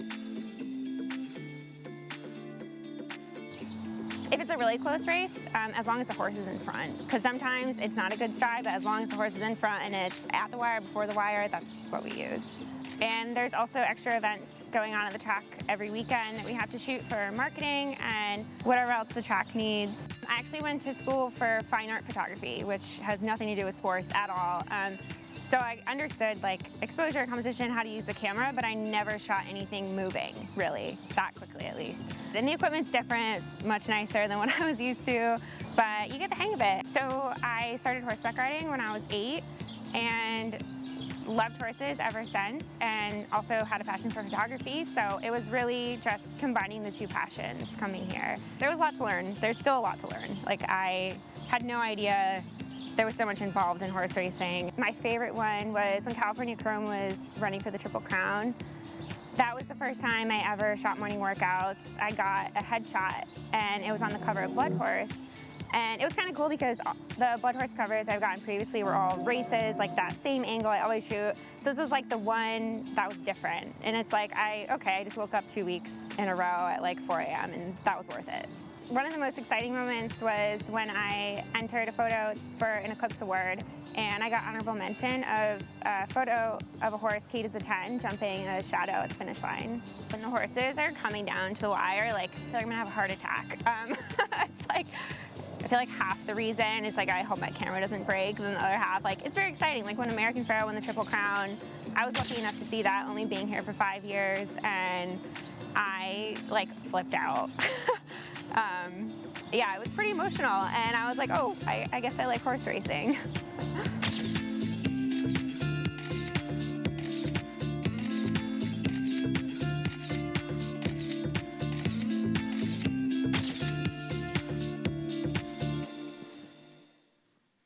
There is Chelsea Durand getting up in those early hours to capture the perfect shot. And she does a terrific job here. She got some great shots of Glorious Empire and then of Catholic Boy in the Run Happy Travers as well. Capturing that incredible moment. And what a moment for Javier Castellano winning his 6th Travers. About 10 minutes to post here in our nightcap coming up. This is a difficult race to try and decipher. We need some help. We're going to check in with Maggie Wolfendale. Time for a Hillendale Paddock Report. Now standing Curlin for $150,000. Greg, I've got some crazy ideas down here in the paddock, and why not, in these maiden claimers, take a shot with the first-time starter? They're not exposed yet, and at least there's some upside with them, as we'll take a look at number 5 for Jeremiah Engelhardt and Tommy the Cat, who looks physically really well-suited to the conditions. Massive turf hoof, bigger, rangier type. Looks as though a mile and 16 should not be a problem. And furthermore, he comes in here fit, and he's been the utmost professional for his time yet in the paddock. Now, one that is trying the turf for the first time is going to be a huge long shot in here, and rightfully so, because he's done absolutely no running. That's number 7, the Final Crazy Dude. Bluegrass Cat, not the worst turf influence, that's for sure. And this guy, a half to same kind of crazy, who is way more proficient on the turf. And he does have those slacker pasterns that you like to look for. He has the size to say that the distance shouldn't be that big of a deal, and he puts on blinkers. So maybe they're trying to get a little speed out of him, as they are on the inner turf course here. The only knock I have is that the front bandages do go on, which I'm not the biggest fan of here, Andy, as you're interested in number 2, Spa Jazz, which I can't blame you there. Yeah, I am, but I got to tell you, I think the price of the 3 American Ninja, who I know Paul's interested in, is very inviting right now at 14-1. Spa Jazz, to me, was just too aggressively ridden by David Cohen last time, and I thought ran very well chasing Slew of Candy, who ran away with the race and was second best. Maybe relax a little bit, getting more of an inside post today, and one of the players. Yeah, I thought he improved, though. At least getting him in the game early, it may have improved him. I think maybe David thought, okay, from the 11 hole, I got to get him involved. With the blinkers going on, then maybe that was part of the plan. But he gets a great draw here on the inside, and he can push from the inside and create his own trip. Yeah, that's pretty much how I felt here. The 6 power stroke. One thing I'll say, unlike the day against Slew Candy, when they tried to rate, and that race that pace got hot. It wasn't really his fault. Probably going to try to go today, but I didn't like him that day, and I just don't trust him in mile 16. We had this conversation when he ran the time 2 back. We'll see. I'm with you. I can't take this horse, and the reason why is 2 starts back, he was favorite. The problem I have with the horse is not only 0 for 10, he's never run second. So why is he 7-1 compared to some of the other horses in here? That's fair. Yeah. I mean, it's just a tough race. Yeah, it We're is. looking at the 2 there, still Spa Jazz. Behind him is the 3 American Ninja and those pinkish silks. We can look at him. This is one that was involved in a very heated pace, and while he finished 2-3.5 lengths behind Joe Smokin' Gun in that race, I mean, and Joe Smokin' Gun, to be fair, was on the pace as well. I thought maybe he could improve a little bit on a firmer turf, yielding that day. The way the turf course is playing, if he can get to the front end in front of the 4, because I would think the 4 is going to go to 6. The 6. There's some speed in here, but if the 3 is able to clear, he could be dangerous. We'll see. Could be moving up front in this race. They've been pretty aggressive in this turf course. The 8 Joe Smokin' Gun is a big favorite here. We talked about it earlier. no 0 for 12s, no for 9s in the turf with 4 seconds for me at a short price. This horse has too many seconds in his resume for me at a short price. Yeah, I'm with you, too. He's getting closer and closer. And if none of the other horses do show up, he is the barrier. He's the horse to beat. I can understand why he's favorite, but when you see 4 seconds, it's hard. How about our goofy 9 time expired? A horse both Gabby and I were interested in here just the other day when it got scratched. I think he got loose before the start. Too much speed for him in this race. But, you know, he's got turf. His turf races aren't as bad as they look. But I don't know if he can work out a trip here. Well, they put blinkers on him, too, back. And that race at 95 to 1 was not bad. You're not getting 95 to 1 today. You're getting 18 to 1. But that race plays against these. I don't think he's totally impossible. I think this is the kind of race, look around, find some prices, fool around a bit. A good dime super race. Yeah, and maybe if you're trying to beat this favorite, you obviously want to catch a price. Maybe use Joe Smoking Gun, Keyed in second, Keyed in third, and trifectas. Try and play prices around him. Well, he's been competitive enough that he seems like, you know, he's the one that always kind of lands on the board in these turf races. He is the 3-1 favorite. He likes to run second. Dylan Davis will be aboard for Timothy Hills. We'll have our post raid coming up here in a moment. But yeah, that is too short a price to taking a horse who is yet to prove that he wants to cross the wire first. He was a beaten favorite last time out. Second beat 8 lengths on that yielding turf course at Belmont. He was well clear the third place horse, though. It was a good race for him. Here is the 2 Spa Jazz. We kick things off with this runner for Barclay Tag and David Cohen aboard for Saratoga Stable. Yeah, I thought a good race last time with adding blinkers, and right now, currently your second choice at 7-2. American Ninja, Jose Lizcano for trainer Patrick Reynolds. The one time this horse ran the turf, he got embroiled in a contested pace, and it was a yielding turf. Firm could help at a price. La Manche at 6-1, trained by Mike Mager with Irad Ortiz Jr. Yeah, right, Irad. He's going to have to make a decision. Coming out of that sprint race, is he going to try to go to the front with his son of English Channel? Well, Maggie said, why not go with a first-time starter? He's done nothing wrong in this field. The 5-horse will be debuting for Jeremiah Englehart with Junior Alvarado. Not going to go against what Maggie sees in the paddock. This horse is a courageous cat, but there is no turf on the dam side. Power Stroke making career start number 11 for Phil Serpi, and Luis Saez rides. Yeah, I mean, listen, he's going to show speed early. He'll be part of the pace. But again, like I said, 10 starts, no first, no seconds. Well, this one get on the turf for the first time. 2 sprints, now stretching out and going on grass. Blinkers on for Bruce Brown. This horse could be the speed in this race trying the turf first time. It is actually a half to 2 turf winners, but the best one was a turf sprinter. Joe's Smoking Gun. So here's our favorite for Tim Hills with Dylan Davis. The reason why this horse is tough to bet, the horse is lost going 7 furlongs, a mile and an eighth, mile and 16th, yielding good and fast. He just keeps running second. Here's time expired. 2 starts back on turf. He was third behind a horse who reeled off 3 in a row in the grass. If he can find a way to rate, and that might be tough, he could be a player in here. He's better than he may look to some on paper. Straight out of Congton, out there somewhere. Kendrick Carmouche for Abigail Adsit. Where are you? Third, beat 3 1/4 last time out at 75 to 1. If we can find this son of Congaree. He gets the best name in the race on paper, but he's not good enough to win on paper. We'll try and find him at some point. There's the 12 Ambition Mission. 2 starts on turf. They came at Laurel. Yeah, you know, this horse got gelded at the beginning of this year, and they tried turf, and the first race was okay. The next race was bad, so we'll see what happens today.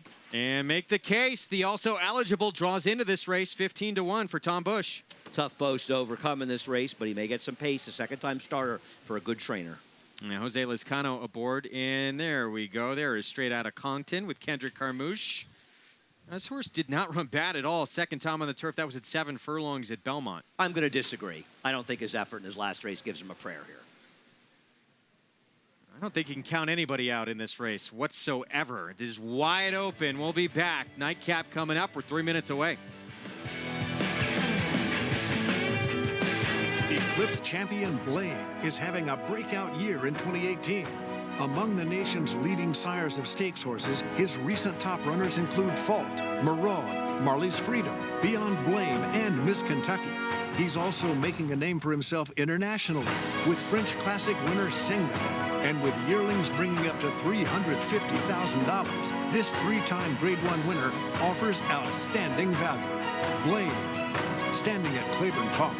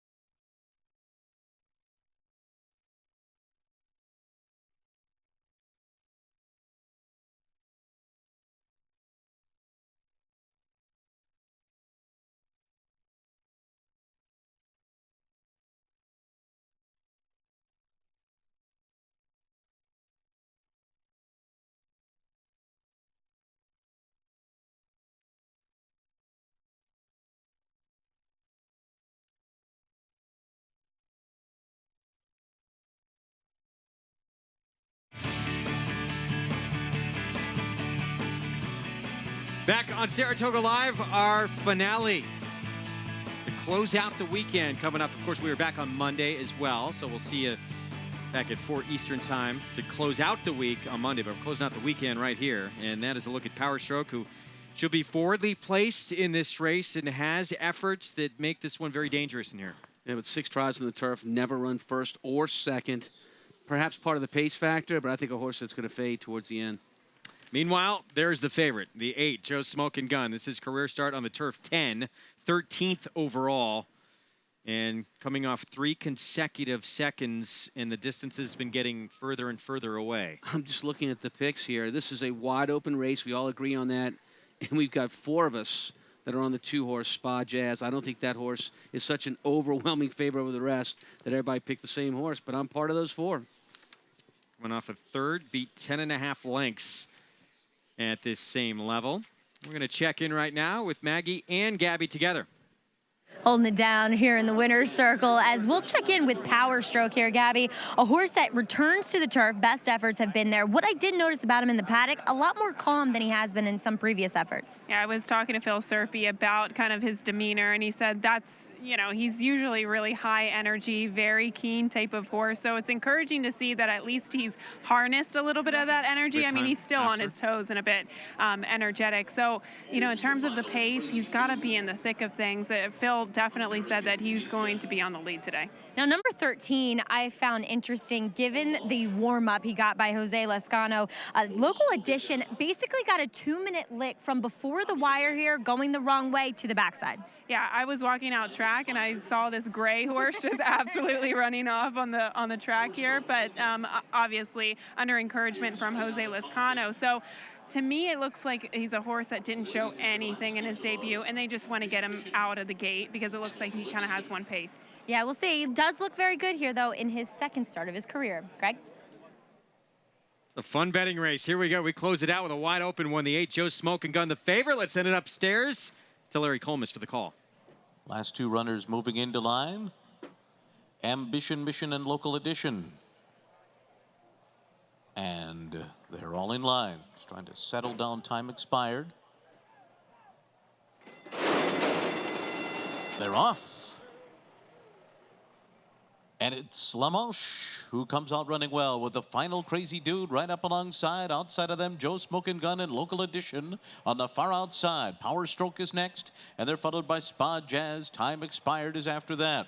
Then comes American Ninja straight out of Congton on the outside. A 3 wide Ambition Mission. And last of them all there is the trailer, Tommy the Cat. Wide runs on that first turn for straight out of Congton and Ambition Mission. Up front, it's the final Crazy Dude. Through a flashy first fraction, 22.92 seconds.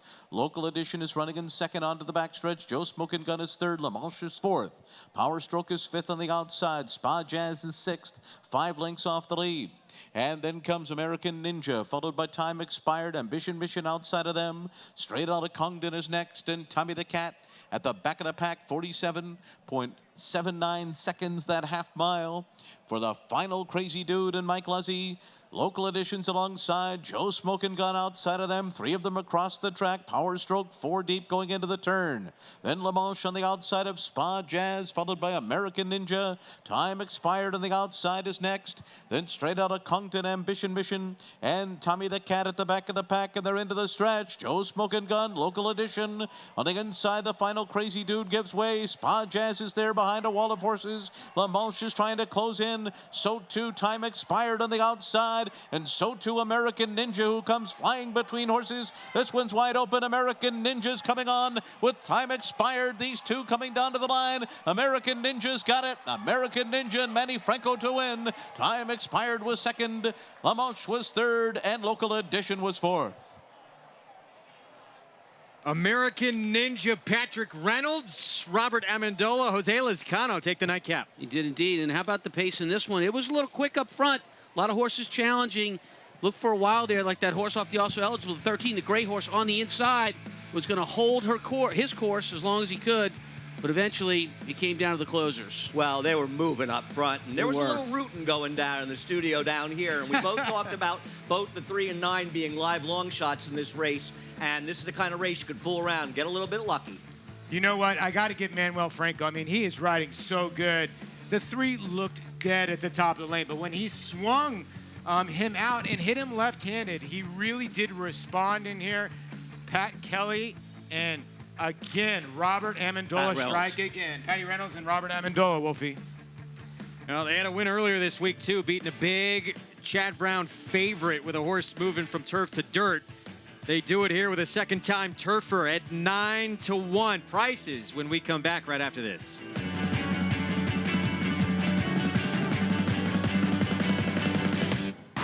They're off. Bet the horses anywhere, anytime with Naira Bets. Rushes out of there to take the lead. It's easy on your computer or Naira Bets app. Earn valuable reward points on bets. Play in our exclusive promotions and earn cash rebates. Sign up now. Bet $200 and get $200. Bet any track, anywhere, anytime. NairaBets.com. An undefeated graded stakes winner on the track, Algorithms was the nation's #1 sire of 2-year-olds in 2017 by percentage of winners. His top runners include multiple graded stakes performer Rich Mommy, winner of the Grade 3 Sugar Swirl, multiple stakes winner and graded stakes performer Recruiting Ready, and stakes winners Taylor Spirit, He Hate Me, and Sunset Ridge. In the ring, his yearlings have brought prices up to $220,000. Algorithms, standing at Clayton Farm.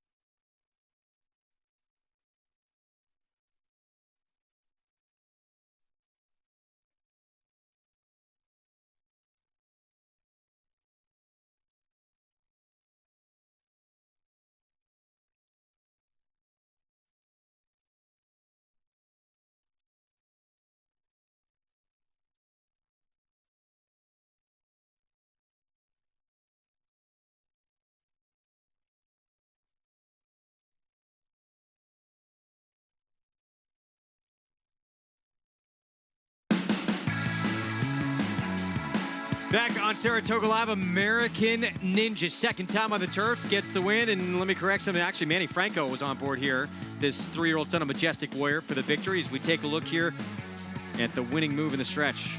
Yeah, good winning move. The pace backs up. And why was Manny Franco an American Ninja? Because the 13 local edition drew in, and Jose Lascano, who was named on both, made a choice.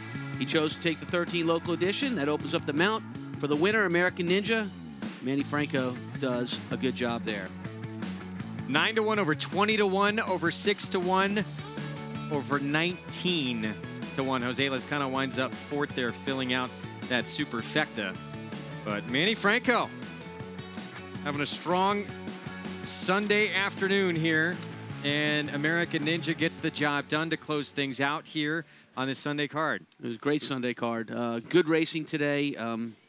Really terrific number of rides that we saw today, including that one just now by Manny Franco. I know I say this a lot, but this Jockey's Colony, it's as good as it gets. Absolutely. We've got to say real quick, we need to say goodbye to Gabby Gaudet. She is leaving us for the rest of the summer here on Saratoga Live. So we want to thank Gabby for everything she has done for us. Tremendous job, part of the show. We are absolutely going to miss her. And, of course, it is Maggie Wolfendale's birthday today. So happy birthday to Maggie and Gabby. We will see down the line when we're back, I believe, at Belmont Park. American Ninja, $21 for the win. The pick 4 healthy comes back over $1,200. Naira Bets late pick 5, $6,582. And here's a look at how the Naira Bets late pick 5 follow along went. That DQ in the opening leg. Jody Song, Carlino, Chanteline, and American Ninja net you $6,500 if you had it. Congratulations. Again, we're back on Monday. We'll see you Monday, 4 Eastern time, and our feature race is Smart and Fancy. Chanteline, Ricardo Santana Jr. Trainer Steve Asmussen team up for the win with a 6-year-old mare by Majestic Perfection. Picks up the 3rd turf win of her career. Hope you enjoyed it. Enjoy the rest of your weekend, and we'll see you back here Monday at 4 Eastern.